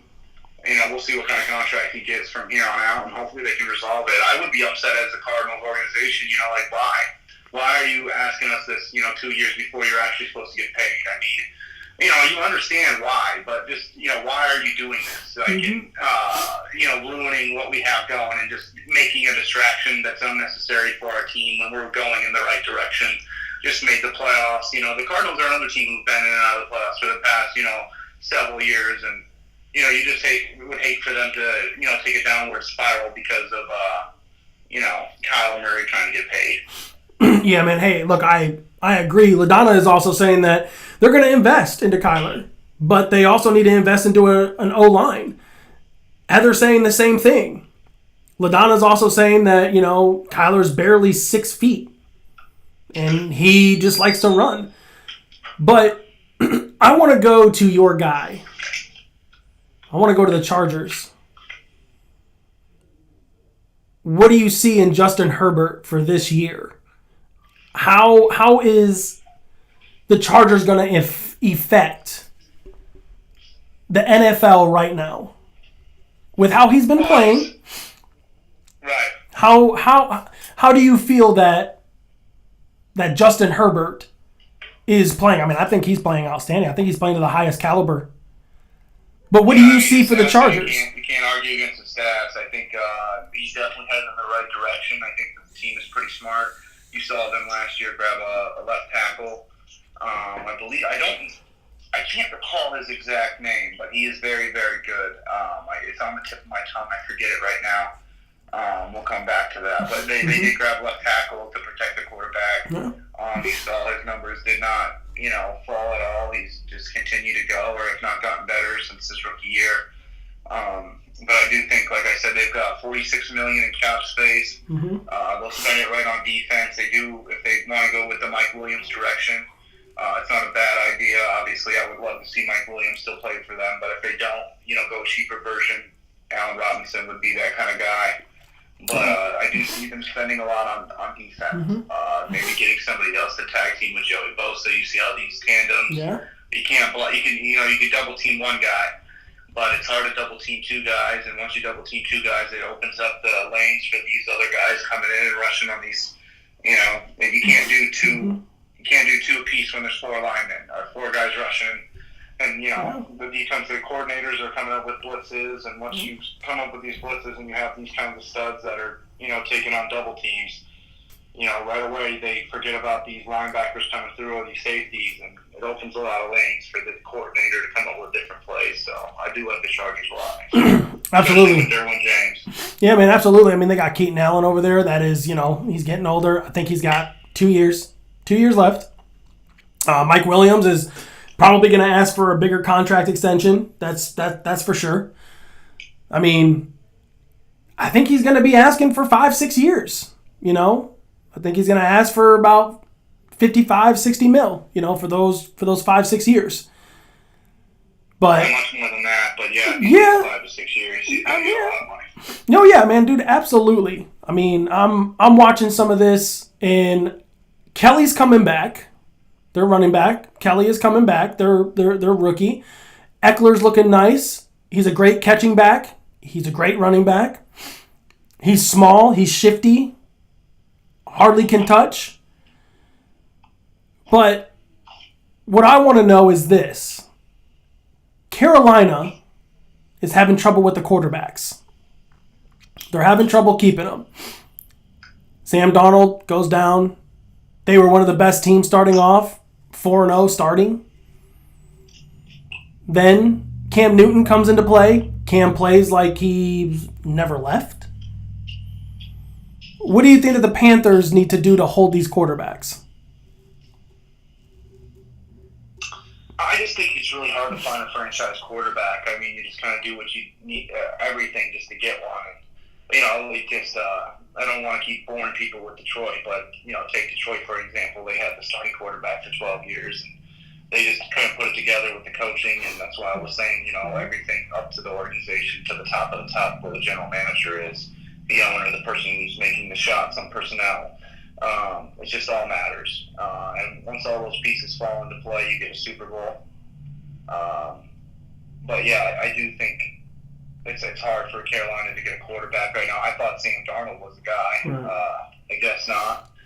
They've got a high draft pick this year. I don't think that there's really any quarterbacks I don't really like a lot coming out. I only like one guy, and that's going to be Kenny Pickett from Pittsburgh. I do like him a lot. Right. Not a lot. I do like him. I like him more than all of the other quarterbacks. I've heard things about Malik Willis and a few other guys, but I just kind of want to see how Willis is going to do. Other than that, I don't like anybody else. I've heard of Sam Howell and Desmond Reader and a Ryder and, so on and so forth. But my guy in the draft is Kenny Pickett for this year's quarterback. I got you, man. Wow. So, I want to go back to UFC real quick. This is crazy in the MMA world right now. Cain Velasquez? Yeah, man. He is getting charged with a murder. He took the law into his own hands by trying to kill an alleged molester. What does this do for Cain Velasquez? I mean, he's a heavyweight fighter. Pound for pound, one of the best. Dude's a monster. What does this do for the MMA world right now to see Cain Velasquez possibly spend the rest of his life in jail? I mean, I'll tell you. I mean, he's a former champion. He was charged with the murder, with the attempt. He targeted a man that was molesting a young boy. I mean, police are saying that the guy is not having any life-threatening injuries at the moment that we know of. It's pretty crazy. It's a crazy time right now. All right, guys. What we're going to go ahead and do, we're going to take a quick little break. 7 o'clock. We got one more hour left, guys. We're going to take this quick break.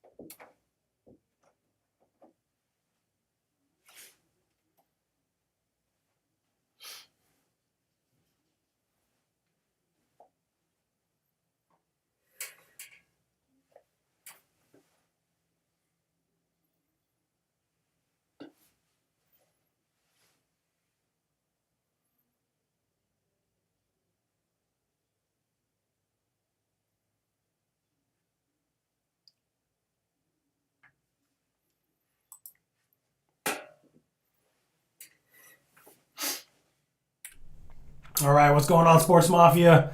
We're back. Let me pull this down just a little bit. Fix this mic. There we go. All right, guys. So, in other news, this is pretty crazy. Going to go right over to NBA. Zion Williamson, his foot is finally improving. Finally improving. That's great. Finally. You're the number one pick overall. You go down for the full year. People are making fun of you because of your weight. Bro, hey, pack it on, bud. I packed it on over a couple of years, too. Here's the thing about Zion. Zion was a beast when he played for Duke. Monster under the rim. Great player. His shoe blows out. He gets injured. Sits out for a little bit. Comes back. Goes to the Pelicans. Supposed to be the top guy. Well, hey. Injuries happen. But man, to take off a whole year and not even go to rehabilitate your injury? You act like you don't care.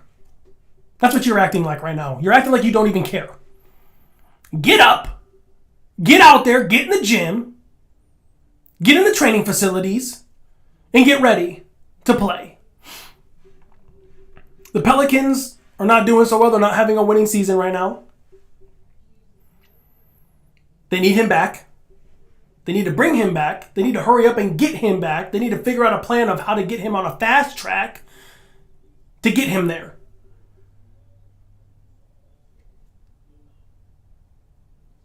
Kevin Durant is coming back after missing a long, lengthy time. He's a winner. He wants to win. Zion, what are you doing?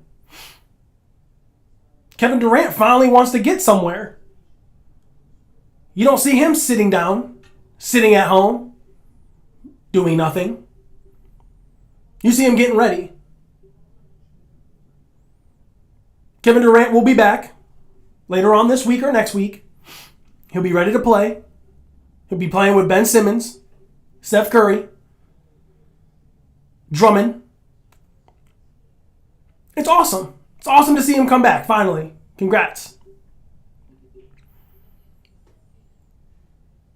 I saw the Lakers play against Dallas. They come out looking pretty nice. But, man, they were coming back in that second half.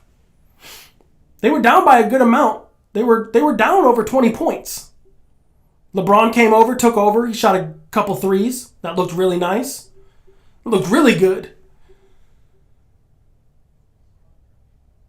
LeBron needs to step up his game a little bit more and get his team more motivated because Westbrook came out and said, I'm just not playing to my full potential. I'm just not. What the Lakers have to do for Russ, sit him on the bench. Let him come in as sixth man. Get him off. If he's feeling like this now, he's not going to get you to a ring, to the finals. He's not even going to get you to a playoff contending. You're not. Ja Morant? Ja Morant, on the other hand, is more motivated than ever. If you guys watched the game, he did a big buzzer beater. Adams took the ball, threw it down to him, he caught it, shot it, game, buzzer beater? Man, that Ja Morant kid, bro, that guy is a stud. He's a different beast.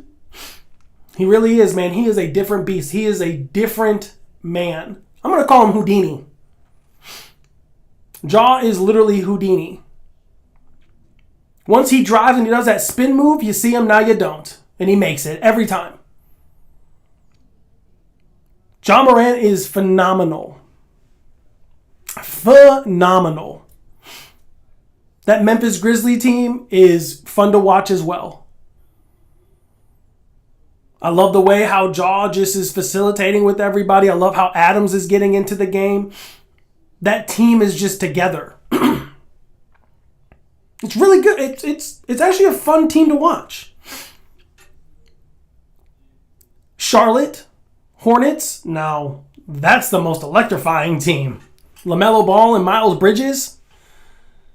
That's a great team to watch. Fantastic team to watch.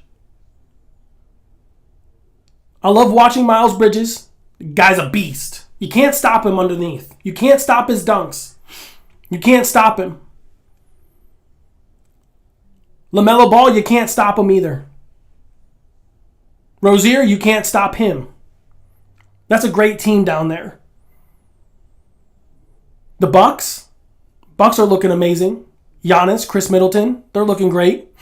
Giannis Antetokounmpo is the best player in the league right now. The best. I'll say it one more time. The best player in the league. It's ridiculous. It's insane to watch them play. It's so great to see how the Bucks can now finally play the fundamentals of the game. They're not jacking up crazy threes. They're playing with each other. They're moving the ball around. The Lakers, in the first half, were doing that, but then it became a crapshoot, became a crap show. They were moving the ball around within the first minute. I mean, to watch that, I actually thought that the Lakers were going to pull it out and win that game. But I was wrong. Luka Magic took over. That Dallas team is looking great. Detroit's not looking too hot. Cunningham is looking pretty good. Obi Toppin up there in the Knicks. The Knicks need to step it up. But I want to talk about the Chicago Bulls. Chicago hasn't really done much since Michael Jordan, Derrick Rose. Now they got Zach LaVine. Now they got my guy, Debo, DeMar DeRozan.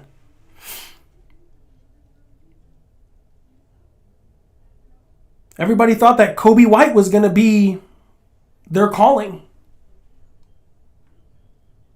Kobe just ended up not being what everyone thought they were going to be, what no one thought what he was going to be. Going over to the Nets, Brooklyn Nets, they're finally going to get KD back. Kyrie Irving is looking healthy. No more James Harden. No more crazy shots.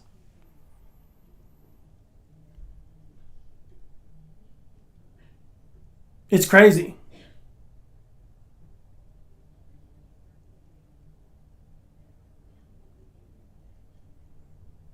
It's insane.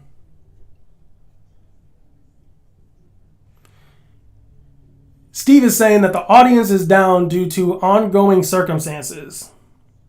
Agreement better come soon. The game of baseball. Hey, man. It's America's game. Steve, I love what you just said, man. Dude, it is America's game.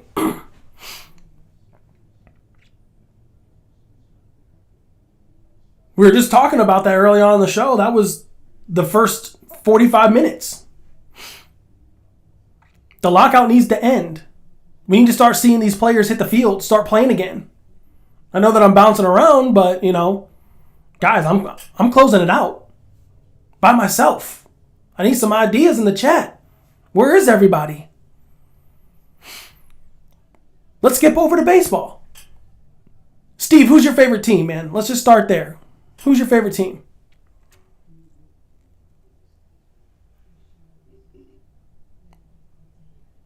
I mean, you're right.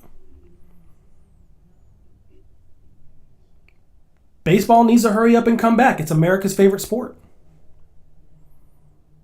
I want to go back to the Braves games. I want to watch them beat the snot out of the Mets.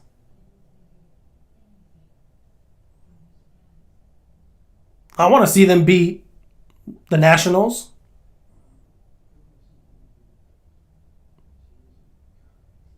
I want to see it all. I'm tired of the lockouts. The only game that hasn't changed is hockey. Hockey has stayed consistent. They didn't add new rules. They didn't add, you got to do this and that and all the other like football did. Football took away kickoff. That was the most entertaining thing. You took it away from us. Basketball, you're not allowed to trash talk anymore. You can't say one thing to the refs without them crying. The refs suck.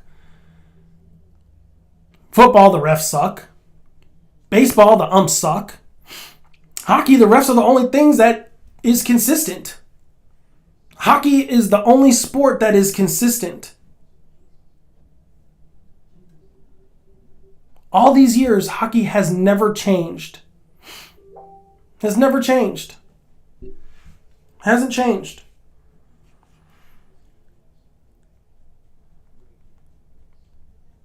It's crazy. Hockey has not changed. The crazy thing is that when you're looking at all this, I'm looking at two things. Sports is everyone's scapegoat. My boy Keaton's going to join on. He's going to call here shortly. We're going to jump right back into football.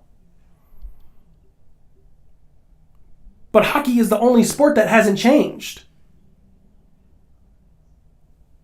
Baseball is doing too much. NBA, those guys are all crybabies and floppers. They're all perfect for Hollywood. They should go be actors. I mean, it's insane.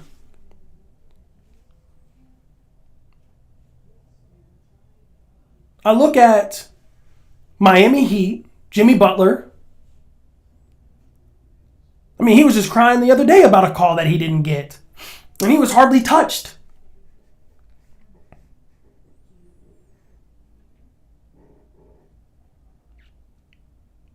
New York, that team hardly ever gets any calls. Sacramento's sad. That team is now sad. The Pacers, they're kind of picking it up again. They're starting to play with each other, left and right. It's crazy.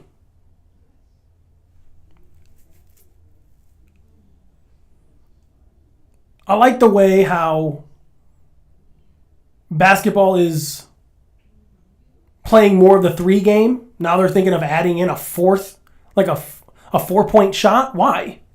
That's so dumb. Just keep it the way it is. It's more entertaining to watch those big threes.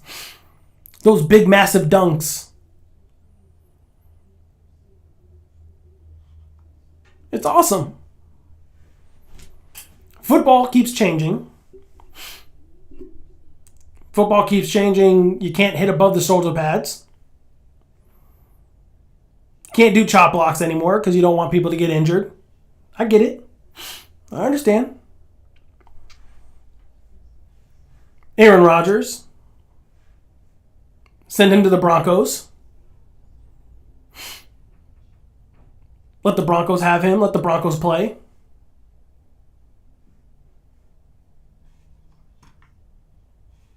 It's crazy.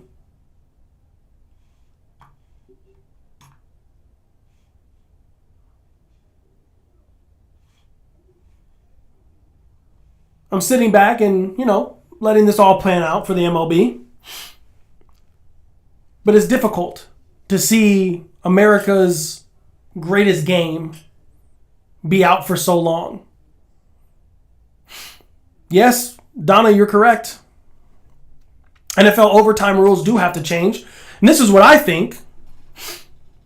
The NFL,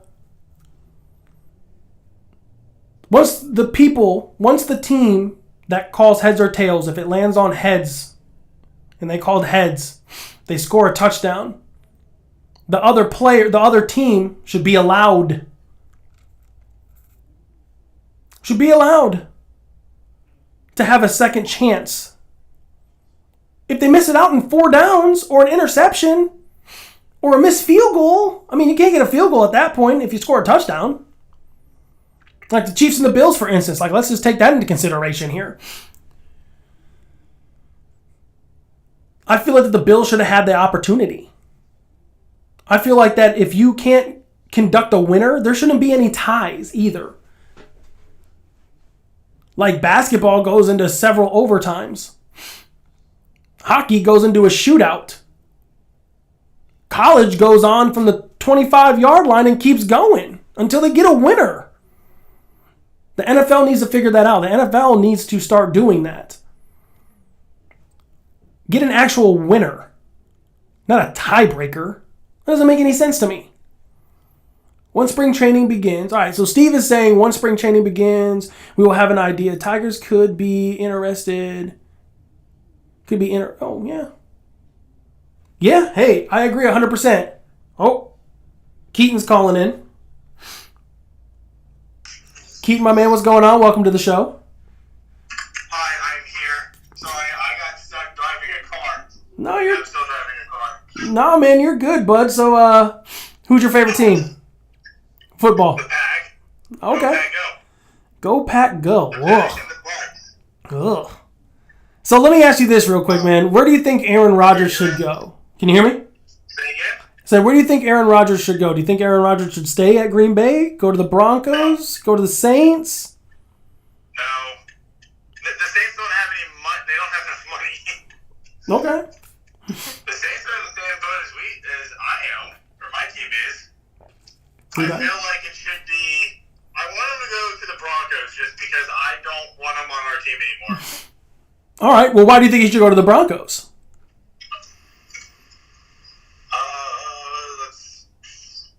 His old offensive coordinator is currently there, and his old quarterback coach is there. Okay. And the Broncos really need a quarterback, not something term to something short term, and it's gonna be Rodgers. He's gonna go there. He's not going. I don't think he's going to the Raiders. I don't think he's going to anywhere else. I feel like it would be a shock to find out that he's going to a completely different team, but it wouldn't surprise me. I just don't want him back in Green Bay mainly because it costs too much money to keep him. Okay. I like that. I mean, they have Jerry Jeudy over there. I mean, that's one. Jerry Jeudy. But now let me ask you this. What do you think Devontae Adams is going to do? Do you think that they're going to go as a pair? Or do you think Devontae's going to stay at Green Bay? Where do you feel that Devontae's going to go? Devontae won't stay. He wants to be in a package deal with Rodgers, but if he hits free agency, he's either going to go to the Jags, Raiders, or with Rodgers to the Broncos. If they decide to send him, if he decides to not sign another contract, I mean, this is a big free agency here. The Packs have Jordan Love, though, to help back up. I mean, I think Jordan Love is going to be the next. That's all we need to start. We just need to start Love just to see how he does in his last 2 years. And based off of that, we can decide a 5th-year option. Well, I mean, I think that Jordan Love is going to be a great pick. I mean, think of it this way. When the Packs had Brett Favre, who was behind him? Aaron Rodgers. Who did Aaron Rodgers learn everything from? Brett Favre. Who is Jordan Love learning everything from? Aaron Rodgers. I think that Jordan Love is going to take the Pats to a Super Bowl just like Aaron Rodgers did. But I really do believe that Devontae Adams, I think Devontae may in fact stay. I mean, just looking at what their quarterback option is. Well, the problem, what I've been seeing with it is if we keep Rodgers and Devontae, for some reason, if we keep them both, we're going to be paying like a fuck ton of money for 2 guys. Language, you got to watch the F word. Oh. You're okay. Keep going. You're okay. You're okay. We're going to be paying 2 guys to go over and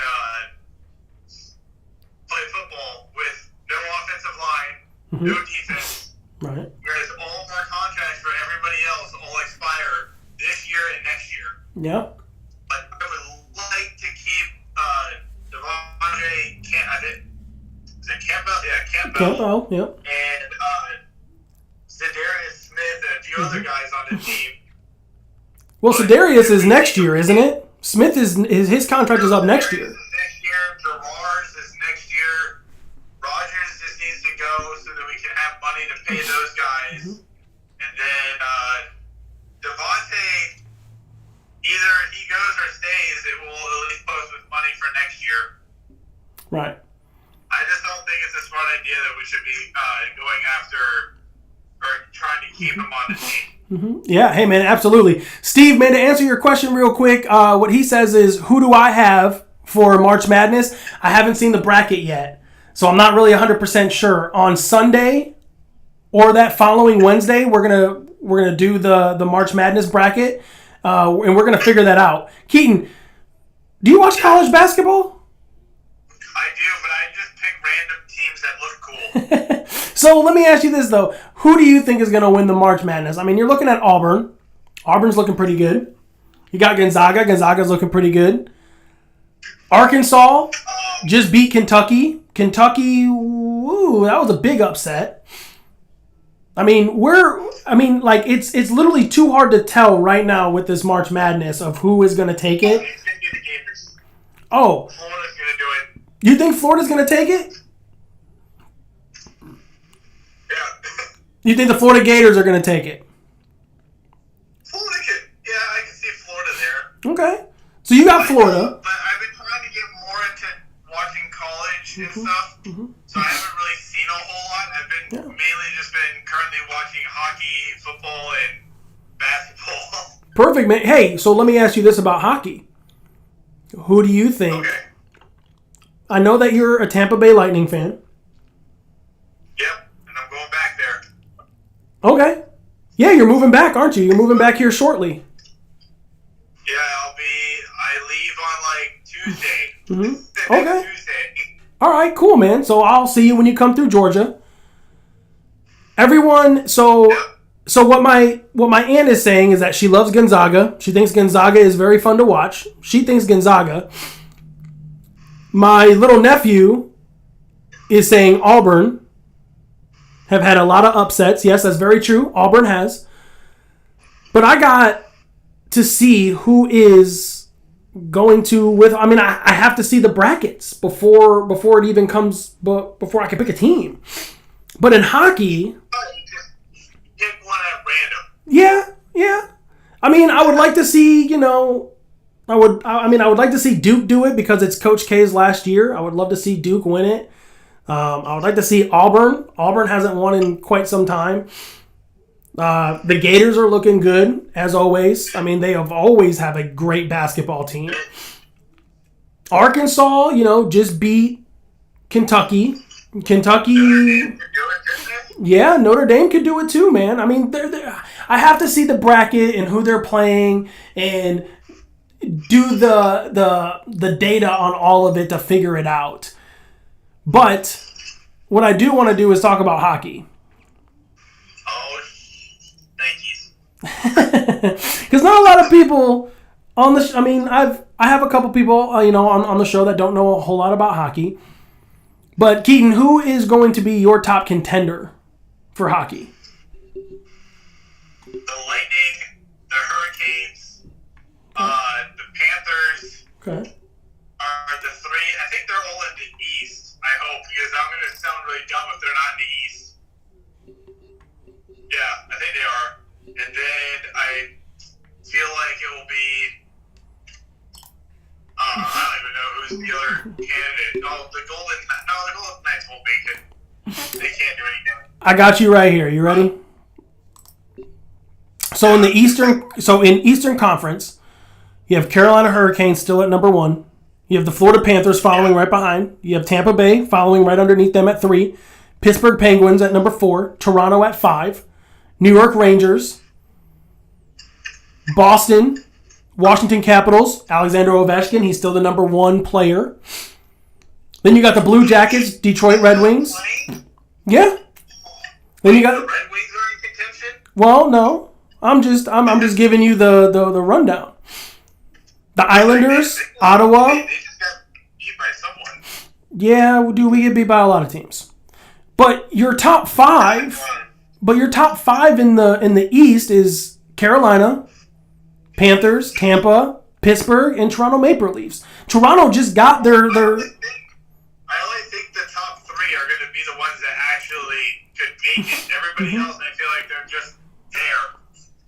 They're just extra teams in the way. Mm-hmm. Well, I mean, to be honest with you, Toronto just got their star player back from concussion protocol. Oh, that's right. Yeah. So I don't know how to pronounce his name. His name is, and I will tell you in 2 seconds. His name is Jake Muzzin.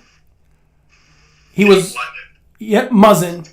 He was working from a concussion. He came back. He returned. He looked good his past couple of games. It was really good to see him.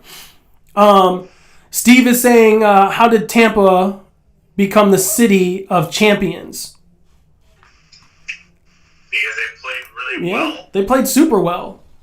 They also kind of cheated in the playoffs a little bit. I have to go with what I've been told by Kyle, my buddy, that they kind of cheated in the cap salary for the playoffs. They just put a guy. They put a guy on injury, and then they would just take him off and then put another guy on injury. So I don't know if that's going to be a whole thing. Right. That did happen. Apparently, it looked like something they were going to do, but I would be ecstatic that if when the Lightning win their 3rd straight championship back to back,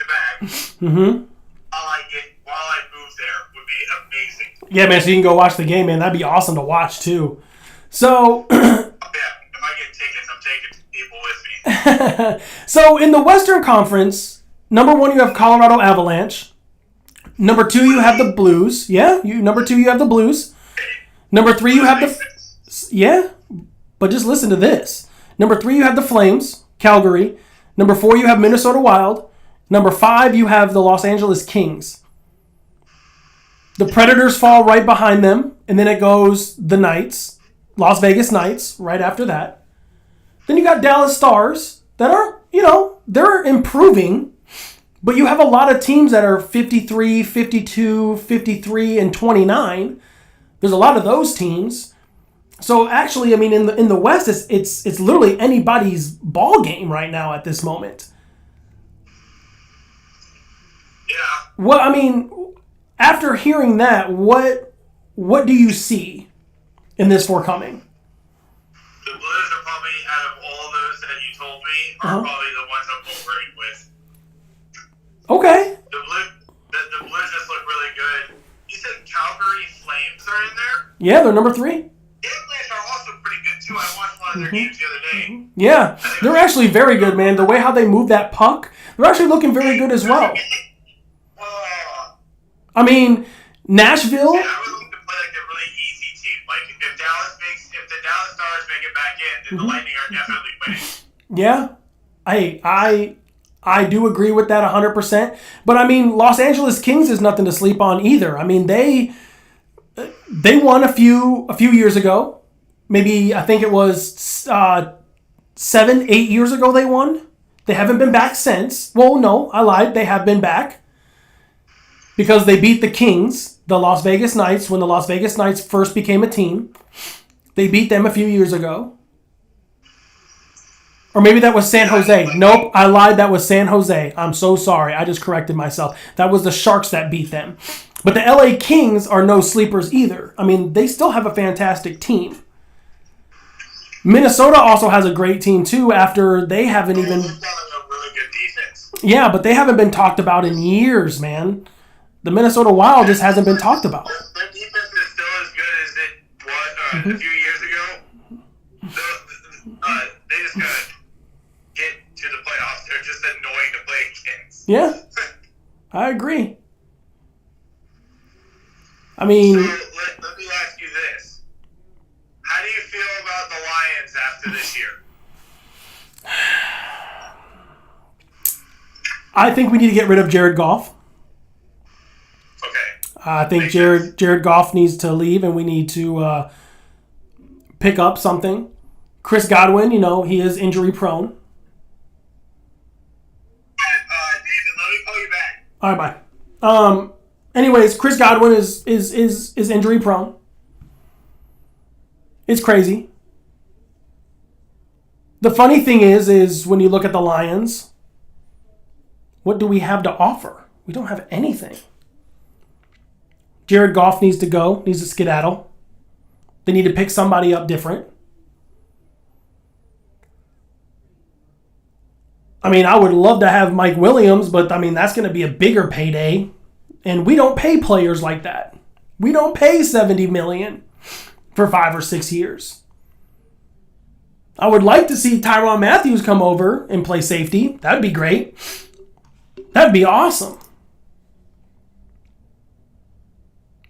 But I want to close it out with this. Guys, thank you all so much. Thank you guys so much for joining on the second show. Thank you. Hold on. All right, so back to your question about the Lions. I have made it back on live television. Perfect. All right, so I think we need to get rid of Jared Goff. So who would you go after somebody in free agency or just go in the draft? I would go with the draft. To be strictly honest, I would take Hutchinson right off the top. First round pick right there. I would take Hutchinson.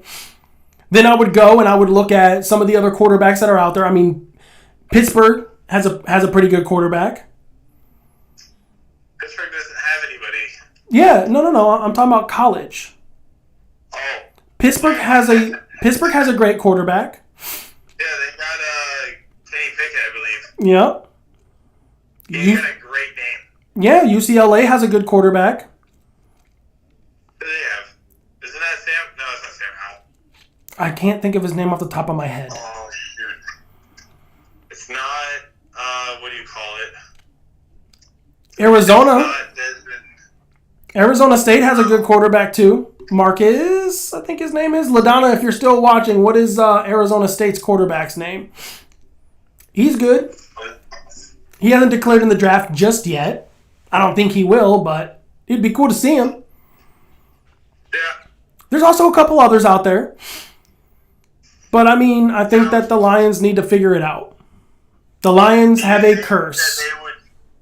Yeah? Do you think that they will go out and spend some money in this free agency to actually get, a really good veteran defensive player to rally that team? Yeah, I really do think so. LaDonna, thank you. It's JT Daniels. That's who it is. JT Daniels, yes. He's a decent quarterback. He's not bad. But, again... he's going to just, murder the league. JT Daniels. Yeah. Bro, he's a different player. But, Keaton, man... So we got a couple more minutes, and I just want to end the segment like this. Keaton, thank you for joining the show for the last, 10, 15 minutes. I appreciate you. Thank you so much. Guys, this is my friend Keaton. You guys will be hearing from him. I just want to thank everybody in the chat, for joining for the second show. I know that the second show didn't really go as well. But, again, from my first show on Monday to my 20th show, it's going to be completely different. There's going to be more stuff on this wall. There's going to be more people. I just need everyone to start typing in their opinions in the chat so we can start going off of each other. It's not just me on this show. It's all of you. This is what sportzMafia is all about. All of us are family. All of your opinions matter, and they are respected. So I want to hear everything that you guys have to say in the chat. Keaton, again, man, dude, I really, really, really, really, really appreciate you. I'll be back here on Sunday with Carson and my brother Steven. We're going to be talking football and basketball. We're going to see what happens throughout the MLB. We're going to talk about the MMA fights. Because March 5th is 272 card. Keaton, are you going to watch that fight? I don't know anything about that. That's all right, bud. That's why we're here. But, all right, guys. Until next time, I appreciate each and every one of you guys again. Thank you all so much. We're going to go ahead and run through this segment. And we're going to say goodnight. I want to thank everyone that's been here since day 1 and day 2. But, all right, guys. I really appreciate it. Thank you all so much.